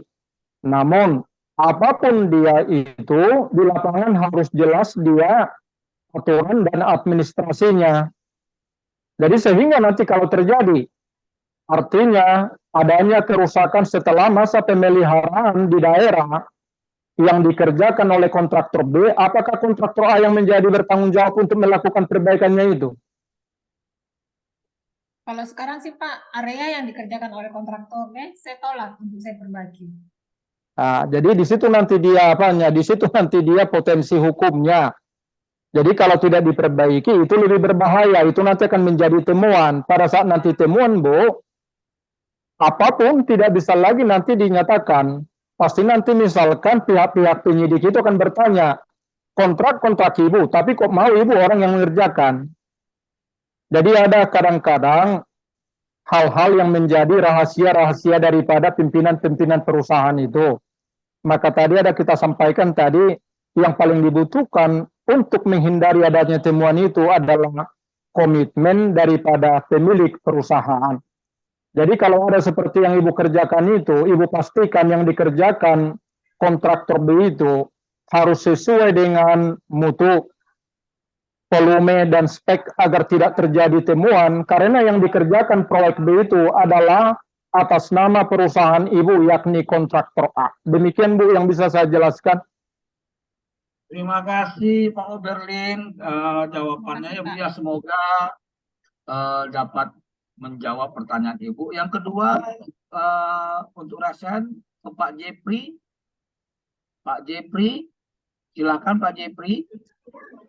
Ya, selamat siang Horas, Bapak Simanjuntak dan Bapak Samosir. Horas. Nama saya Jeffrey. Izin bertanya Pak. Permasalahan yang terjadi di lapangan dalam hal pelaksanaan kontrak kerja, konstruksi antara lain isi dokumen kontrak yang multitafsir, kurangnya pemahaman baik oleh pengguna maupun penyedia jasa, kurang tepat dalam pemilihan jenis kontrak, serta desain yang tidak sesuai dengan kondisi lapangan. Faktor penyebabnya dapat ditimbulkan akibat faktor perubahan lingkungan pekerjaan, keterbatasan personil, kurangnya jelas spesifikasi teknis, faktor penghematan anggaran, dan lain sebagainya. Makanya hal tersebut tidak boleh dibiarkan. Nah, yang jadi pertanyaan saya ke Bapak, bagaimana pandangan Bapak terkait jika pembangunan infrastruktur terhambat karena sengketa atau permasalahan lain dalam hal kontrak kerja konstruksi, maka masyarakat yang di sana akan dirugikan, belum lagi kerugian dalam hal anggaran yang bisa saja diambil dari APBN. Sekian dan terima kasih Pak Simanjuntak. Selamat sore. Pak Jepri, terima kasih atas pertanyaannya. Ini betul-betul adalah merupakan kasus-kasus yang terjadi di lapangan. Jadi kalau ada seperti itu, Pak Jepri, maka antara PPK, kontraktor, demikian juga dengan pengawas harus duduk bersama dulu. Memahami apa itu si kontrak, dan jangan ada yang multitafsir. Jadi harus sama-sama dulu pemahaman terhadap isi daripada kontrak itu. Kalau misalkan yang kendala di lapangan itu Pak, kadang-kadang yang dulu terjadi, misalkan paralel pembebasan lahan misalkan dengan pengerjaan misalkan jalan tol atau misalkan pekerjaan tower. Nanti misalkan terhambat dia adalah di pembebasan lahannya. Jadi agar kita kontraktor misalkan tidak terkena di situ, kita harus mengundang rapat, menyampaikan kendalanya adalah kendala di pembebasan lahan. Apakah misalkan pembebasan lahan itu di dalam kontrak menjadi tanggung jawab kontraktor? Itu juga harus kita lihat.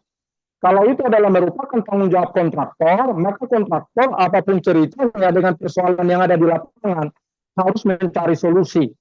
Jadi kembali lagi Pak Jepri adalah terhadap isi kontrak itu sendiri. Makanya di awal itu, setelah ditetapkan sebagai pemenang, waktu melakukan rapat persiapan proyek, kontraktor harus mempelajari secara detail itu isi kontraknya, demikian juga dengan speknya, Kalau ada misalkan di situ yang masih warna abu-abu, dia harus dibahas di situ sampai didapat kejelasan. Karena nanti kalau misalkan dia dibiarkan multitafsir, Pak, di sini kita yang kena. Nanti akan semua menyatakan itu tanggung jawab kontraktor. Padahal kontraktor merasa itu bukan tanggung jawabnya.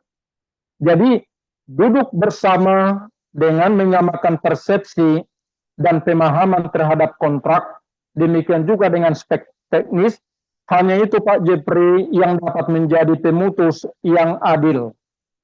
Jadi di situ nggak boleh lagi multitafsir karena harus jelas. Maka pembuatan kontrak itu harus jelas, Pak.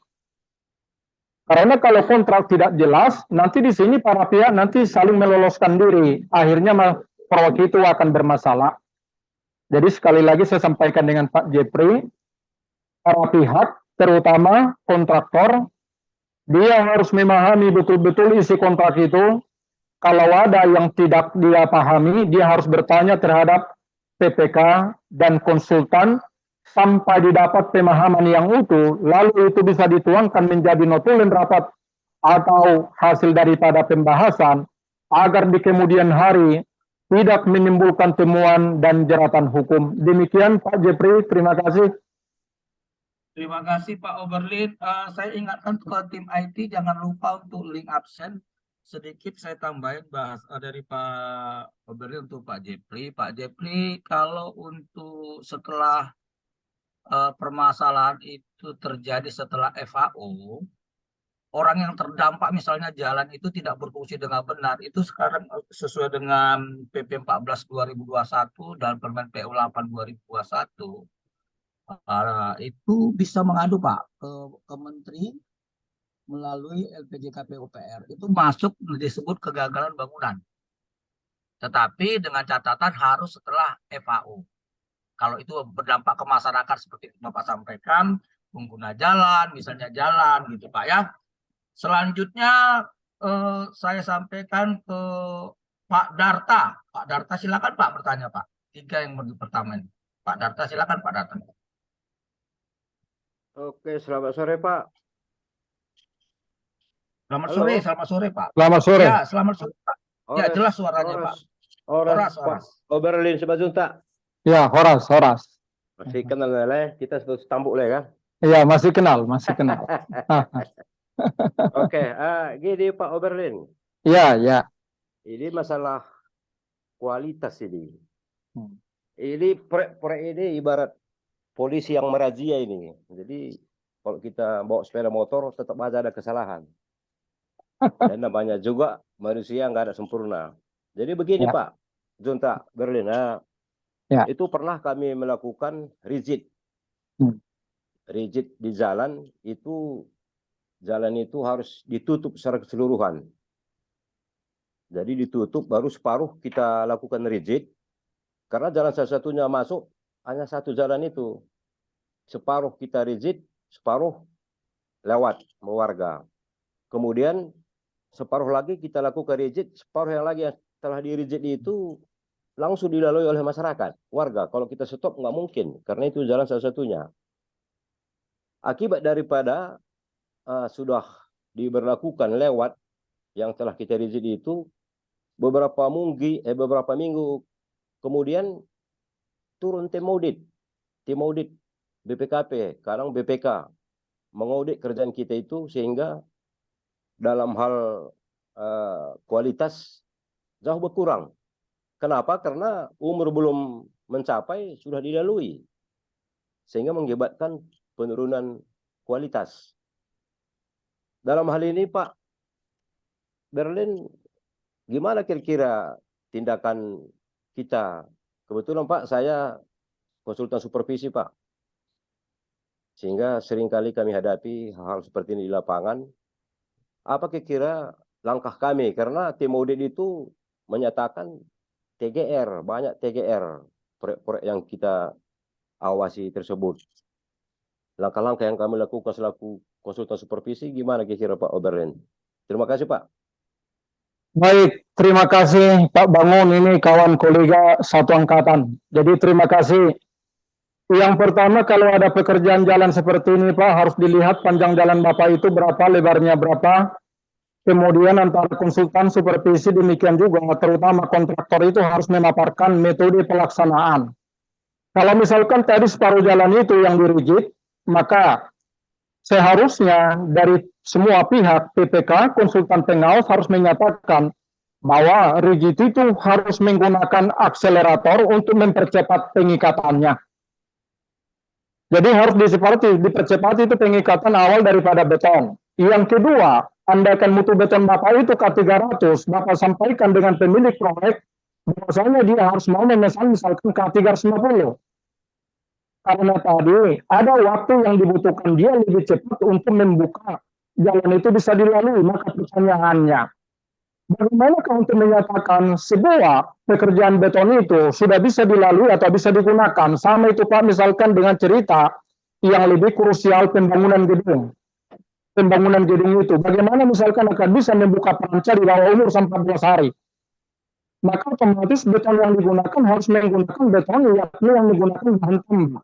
Bahan tambah yang bagaimana yang digunakan bahan tambah yang mempercepat pengikatan awal. Jadi di samping dia menggunakan bahan tambah yang mempercepat pengikatan awal, maunya mutu beton juga dinaikkan. Jadi jangan terlalu kita itu kalau di kontraktor, yakni berfokus dengan hanya K300, jangan. Karena untuk menjadi K350 tidak terlalu banyak penambahannya, namun tadi karena ingin dibuka lebih cepat. Jadi kalau dari orang Bapak sebagai konsultan pengawas, harus melakukan dulu pengujian sebelum misalkan jalan yang sebelahnya itu dicor, baru jalan yang sudah dicor itu bisa dibuka. Lalu dihitung Pak, misalkan kendaraan apa yang lewat, lalu nanti akan bisa berapa kira-kira beban yang akan dipikul oleh beton tersebut. Apakah sudah memenuhi dengan pengujian? Jadi Bapak harus melakukan pengujian. Harus dibuatkan misalkan silinder betonnya, diuji pada 7 hari. Apakah dia sudah mencapai kekuatan, contohnya 85% daripada kekuatan pada umur 28 hari? Dengan misalkan kita buka ini kendaraan yang lewat, misalkan hanya kendaraan ini, dan kita hitungkan bahwa beton mampu memikul beban yang lewat, otomatis tidak terjadi lagi kerusakan terhadap beton Bapak. Jadi duduk bersamalah Pak Bangun dan teman-teman yang lain, kalau ada pekerjaan-pekerjaan yang seperti ini, Bapak mintakan kontraktor itu untuk melaksanakan, membuat, yakni presentasi metode pelaksanaan dia, demikian juga seperti apa dia untuk mencapai mutu yang diharapkan.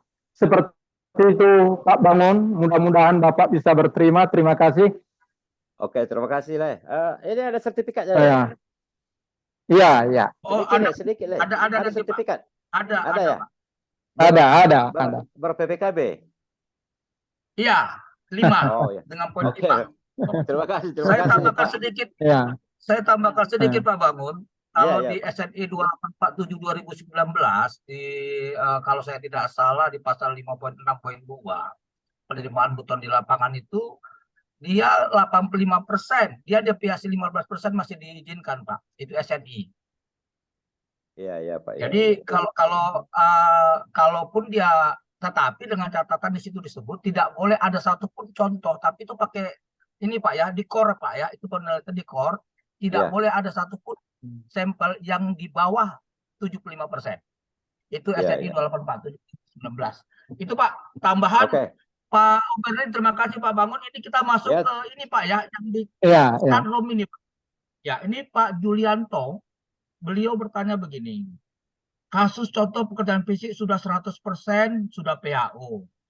Tetapi tetap ada temuan volume sesuai kontrak. Pertanyaan saya adalah, adakah undang-undang konstruksi yang menyatakan kalau pekerjaan sudah 100% dan sudah PHO, maka konstruksi tersebut tidak ada masalah. Thanks, terima kasih. Tapi mungkin diperjelas ini ada dua mungkin nih Pak Julianto, PHO atau FHO. Karena kalau PHO itu masih ada pemeliharaan, itu sekitar 180 hari, yang terakhir itu FHO. Kalau PHO ini kan masih professional handover. Silakan Pak Oberlin, tanggapi Pak.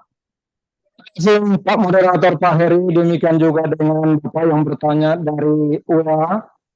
Yang pertama Pak, kita harus tetap menyadari bahwa walaupun misalkan setelah FHO itu turun BPKP, karena sekarang ini BPKP tidak ada yang memastikan kapan turun. Kadang-kadang proyek itu udah selesai 3 tahun, dia baru turun. Tapi seperti yang saya nyatakan tadi, dokumen Bapak yang perlu.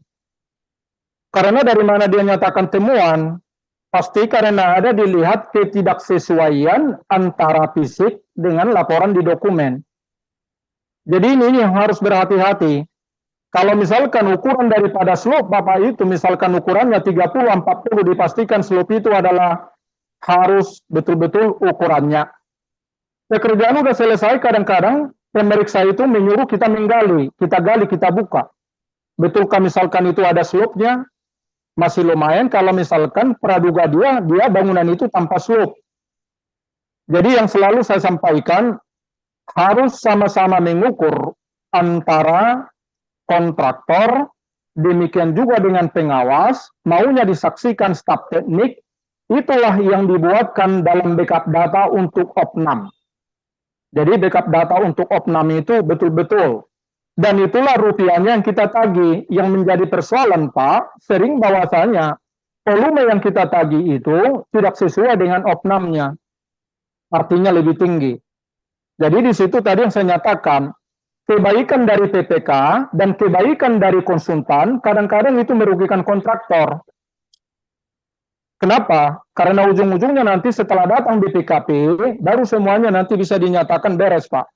Karena sebelum turun BPKP, kita masih khawatir-khawatir. Tapi apapun ceritanya, tidak mungkin ada perbedaan di dokumen kalau benar dokumen itu dibuat berdasarkan fakta lapangan. Itu yang bisa saya berikan dengan Bapak. Kami juga pernah mengalami seperti itu, misalkan dilakukan core untuk melihat misalkan ketebalan daripada dermaga itu. Mungkin di dokumen kita bikin sesuai dengan gambar, pas di drawing, lalu di core dia ternyata ketebalannya tidak dapat. Tinggal pertanyaannya di situ adalah, apakah keseluruhan daripada lantai dermaga itu tidak terdapat tebalnya, atau misalkan hanya beberapa core yang lain dapat, maka kita di situ masih mempunyai kesempatan untuk melakukan sanggah, tidak ada unsur kesengajaan. Jadi sekarang ini, terutama untuk bangunan-bangunan yang tidak nampak itu, BPKP sangat ketat, hati-hati dengan timbunan, hati-hati dengan parket yang di dalam tanah, hati-hati dengan slope yang di dalam tanah, karena itu menjadi fokus mereka untuk melihat apakah betul ukurannya. Jadi tidak bisa kita menyatakan sudah PHO maka tidak boleh ada temuan. Jadi BPKP makanya sebenarnya kalau kita kontraktor, kita sangat berharap BPKP itu cepat masuk. Maunya masuk dia pada saat pemeliharaan proyek. Maunya dia masuk di masa pemeliharaan proyek biar lebih kita enak untuk melakukan perbaikan dan sebagainya. Yang paling repot, dia datang setelah FHO, berarti kita harus menunjukkan tim lagi untuk melakukan perbaikan atau perkuatan. Jadi demikian Pak, yang bisa saya sampaikan, bahwa jika ada perbedaan itu, berarti administrasi kita yang dibuat tidak berdasarkan fakta lapangan, berdasarkan pengukuran fisiknya. Demikian Pak, terima kasih. Terima kasih Pak Kabir pada narasumber. Ini ada pertanyaan saya gabung dua dari Pak Usman. Itu pertama, peran PPK nomor 1 tadi di slide Bapak, rekanan memilih rekanan dan konsultan yang terpercaya. Pertanyaannya beliau, ini sedikit politis ini. Tolong diperjelas maksud terpercaya itu Pak, apa yang dimaksud terpercaya? Ini saya gabungi Pak karena berdekatan. Yang kedua dari Pak Agustono, beliau menyatakan pemilihan penyedia jasa itu kan adalah kewenangan ULP atau Pokja,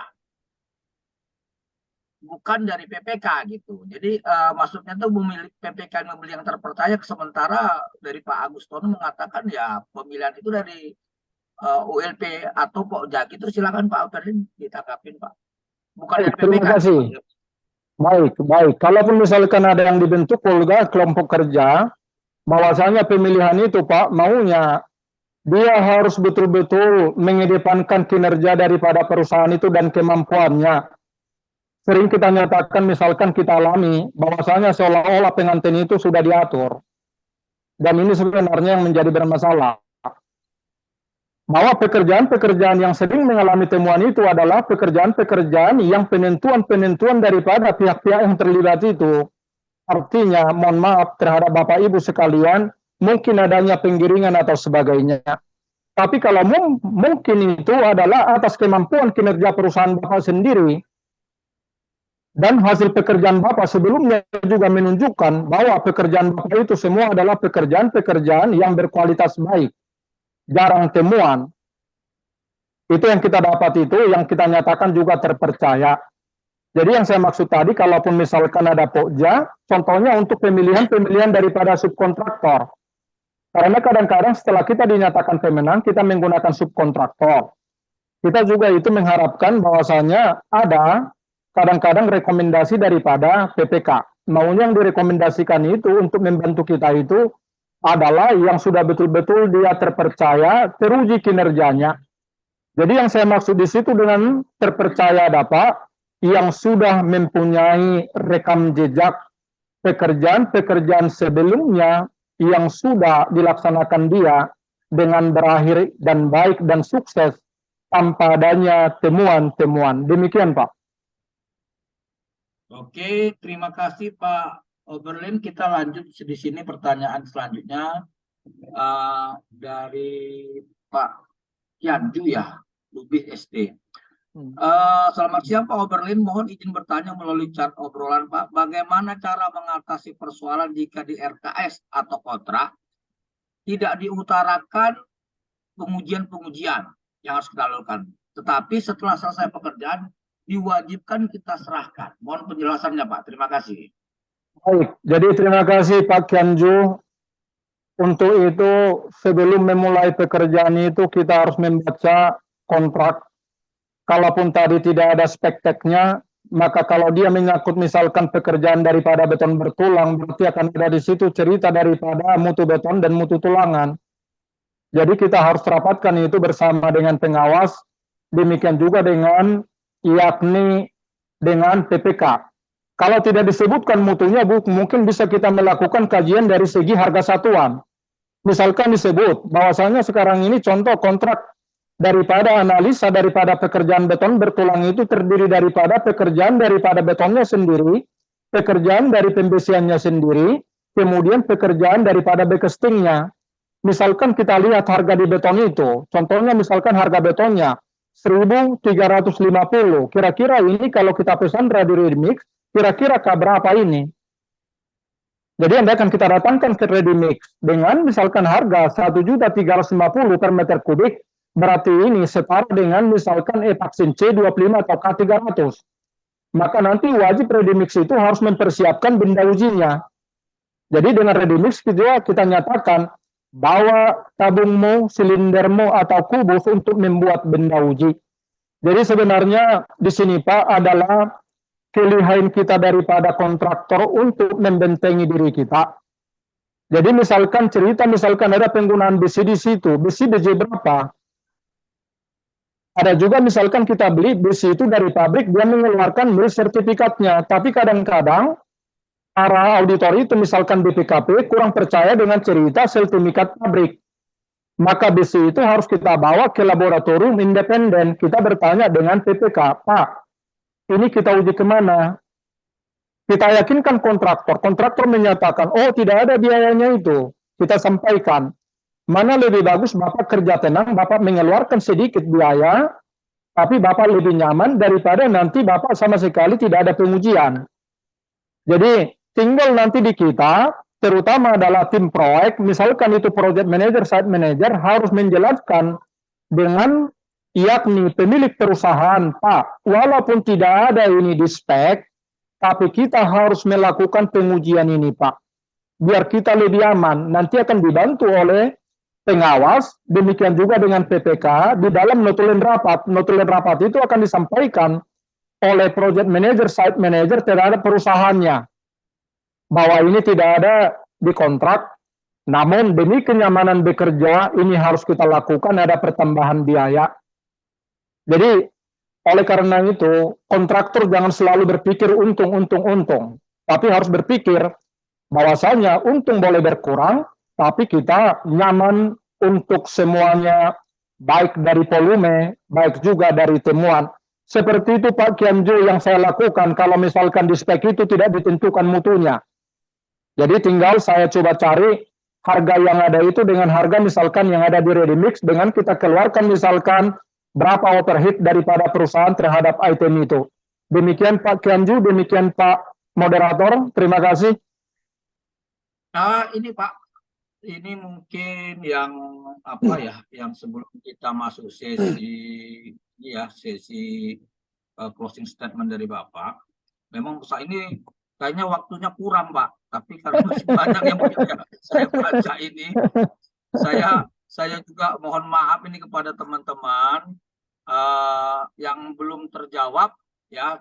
Nanti mungkin di sesi yang akan datang kita bisa buat lagi. Kita panggil Pak Ugerlin ini karena sangat menarik, banyak yang bertanya. Ini Pak, ini ada dari Pak Dudi. Ini Pak, kalau pekerjaan sudah 90% tetapi kontraktor sudah putus kontrak setelah melalui SDM ketiga, bolehkah kontraktor lain untuk melanjutkan penyelesaian pekerjaan 100%? Dan apakah ada dasar hukumnya? Terima kasih Pak, ini terakhir ini Pak. Baik, terima kasih Pak Moderator. Jadi ini lagi-lagi apa yang saya ceritakan dan yang ditanya ini pernah kita punya pengalaman. Kita juga pernah dilakukan yakni cut off putus kontrak. Jadi yang pasti dasar daripada PPK memutusi itu sudah ada berdasarkan SCM 1, SCM 2 ataupun misalkan itu menjadi putus kontrak. Jadi di putus kontrak itu dipastikan bahwa apa yang Bapak kerjakan itu akan dibayar. Misalkan tadi Bapak menyatakan bahwa progres Bapak itu 90%. Bapak harus dibayar 90%. Baru resmi nanti karena ada surat cut off. Setelah itu mereka bisa melanjutkan dengan misalkan itu kontraktor yang lain. Jangan pula dibuat dengan kontraktor yang lain, tapi uang Bapak yang digunakan. Oleh karena itu, duduk bersama dengan apapun itu persoalannya, walaupun kita yang diputus, kita harus tetap mau duduk bersama dengan pemilik proyek untuk saling memberikan yakni sanggahan. Saya misalkan sebagai kontraktor akan sampaikan berapa yang saya kerjakan. Yang menjadi persoalan Pak, kadang-kadang material sudah ada di lapangan, tapi kita di cut off. Maka untuk itu kita juga akan meminta material yang belum sempat kita jadikan menjadi fisik itu juga harus dihargai. Maka dalam membuat kontrak itu kita harus juga menyebutkan bahwa material on-site itu misalkan dihargai 50-70%. Jadi bahan-bahan kita misalkan itu yang di lapangan itu dibayar, kalaupun dilanjutkan dengan orang yang lain mungkin bahan itu bisa digunakan. Jadi kembali Bapak Ibu yang terhormat adalah di notulen dan keputusan bersama itu, itulah yang menjadi pegangan bapak-bapak, biar bapak-bapak tidak dirugikan. Satu hal yang mau saya sampaikan, kita juga tidak mau mengambil untung di luar daripada yang kita kerjakan, tapi kita juga jangan dirugikan. Maka kita menginginkan kita dibayar sesuai dengan pekerjaan yang kita lakukan. Kalaupun di cut off sudah jelas dulu Bapak dibayar sesuai dengan progres yang Bapak kerjakan. Lalu Bapak diputus kontrak, pekerjaan itu diberikan dengan kontrak yang baru terhadap orang untuk melanjutkan. Demikian Bapak, demikian Pak Heri. Ya Pak, terima kasih Pak Oberlin, sangat luar biasa. Terima kasih penjelasannya. Mungkin rekan-rekan nanti kita adakan sesi yang akan selanjutnya. Untuk Pak Oberlin sebagai narasumber, Pak, closing statement Pak, supaya kita bisa akhiri Pak. Ya, terima kasih. Ya silakan Pak, waktunya di closing statement dari Bapak, biar saya lanjutkan. Silakan Pak. Jadi baik, terima kasih terhadap Pak Moderator dan terutama Bapak Ibu peserta yang mengikuti webinar ini dari seluruh wawasan Nusantara. Kalau dari saya, maka kerjakanlah apa yang dituliskan dan tuliskanlah apa yang dikerjakan, karena itulah yang akan membantu kita menyelesaikan persoalan jika ada temuan ataupun misalkan jeratan hukum. Jadi kontrak dan perubahan kontrak itu harus jelas, demikian juga dengan spek-tek. Jangan pernah bekerja tanpa ada panduan daripada kontrak. dan spektek. Demikian Pak Heri, terima kasih. Salam sehat. Terima kasih Pak Oberlin, terima kasih luar biasa. Saya mengingatkan untuk tadi yang mendapatkan voucher untuk pengurusan SKK di LSP Sakti dan LSP Hatsindo, nanti biar pihak IT nanti yang menjelaskan ya, atau Mbak Uswa.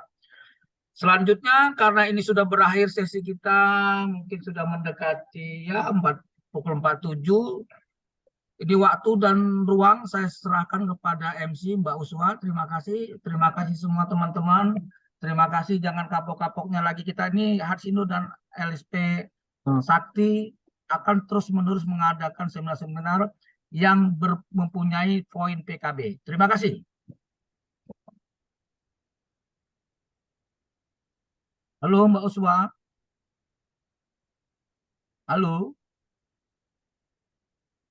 Halo Mbak Uswa. Baik, Bapak.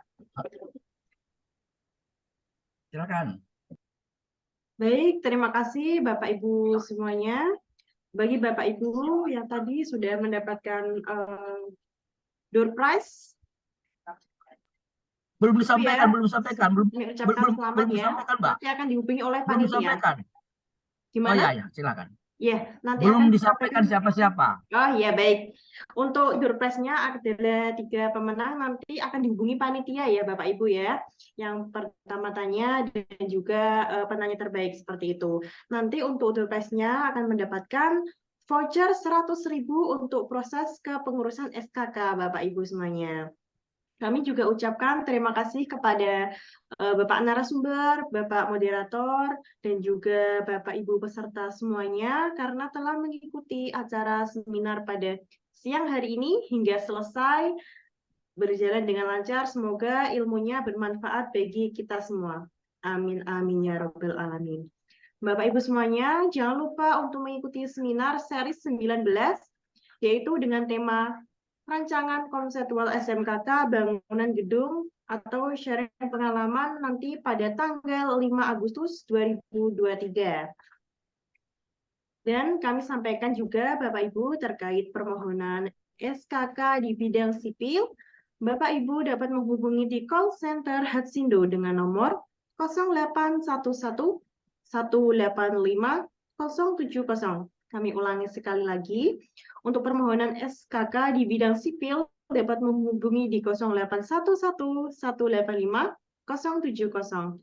Dan untuk permohonan SKK di bidang manajemen dapat menghubungi di call center Sakti dengan nomor 0821 10 2103 57. Baik Bapak Ibu semuanya, saya sebagai pembawa acara undur diri, mohon maaf jika ada tutur kata yang kurang berkenan. Izin, tadi tanggal berapa seri SIP tadi di bulan Agustus Mbak bilang, ini kan udah besok udah September. Oh iya, mohon maaf Bapak Ibu semuanya, nanti pada seri 19, nanti pada tanggal 5 September ya Bapak Ibu ya, 2023. Ya. Baik, untuk temanya ini sangat menarik sekali, jangan lupa untuk mengikuti pada seri 19 ya Bapak Ibu ya. Baik Bapak Ibu semuanya, saya sebagai pembawa acara undur diri, mohon maaf jika ada tutur kata yang kurang berkenan, saya ucapkan terima kasih. Akhirul kalam, wassalamualaikum warahmatullahi wabarakatuh. Ya, selamat sore semuanya, selamat sore Pak Heri, Pak Bu Uswa. Terima kasih. Terima kasih. Saya Terima kasih Bapak izin semuanya, ya. Bapak Ibu semuanya.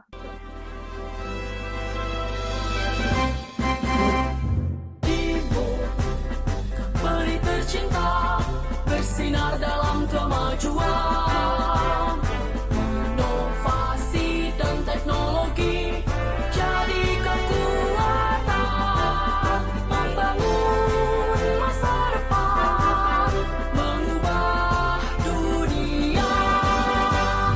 Timoku maju tak terhenti, kami bertumbuh ciptakan kejayaan bersatu menuju puncak. Timo Group maju tumbuh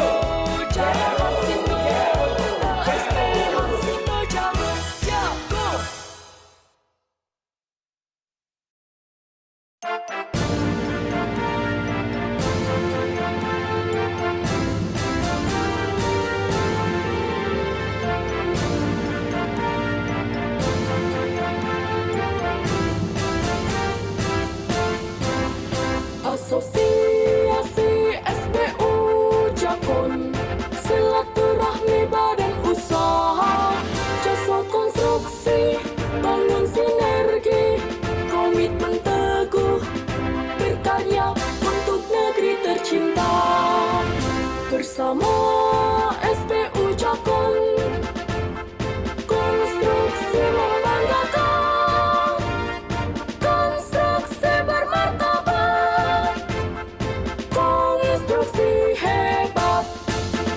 Dalam setiap proyek kita percaya sinergi profesional, majukan infrastruktur, tingkatkan kualitas, buka peluang kerja.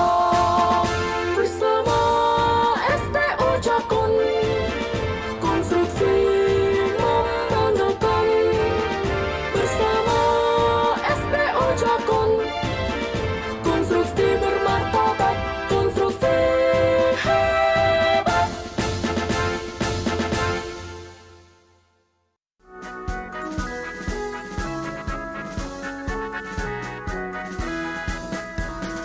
Kami para ahli konstruksi Indonesia bernaung di bawah panji IAGI, membentuk tenaga ahli konstruksi profesional berdaya saing tinggi, menjunjung tinggi norma-norma jasa konstruksi. Kami para ahli konstruksi Indonesia menjunjung tinggi etika profesi, membangun loyalitas dan toleransi sesama ahli konstruksi, bersifat independen dan mandiri dalam berprofesi. Ikatan Ahli Konstruksi Indonesia mendukung program pemerintah, loyal terhadap kebijakan dalam pembangunan Indonesia. Semoga IAGI tetap jaya dalam lindungan Tuhan.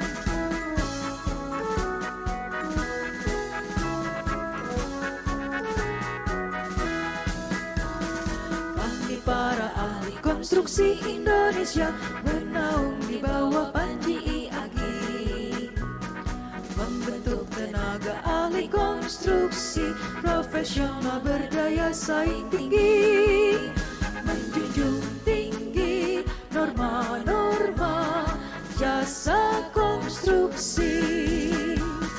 Kami para ahli konstruksi Indonesia menjunjung tinggi etika profesi, membangun loyalitas dan toleransi sesama ahli konstruksi, bersifat independen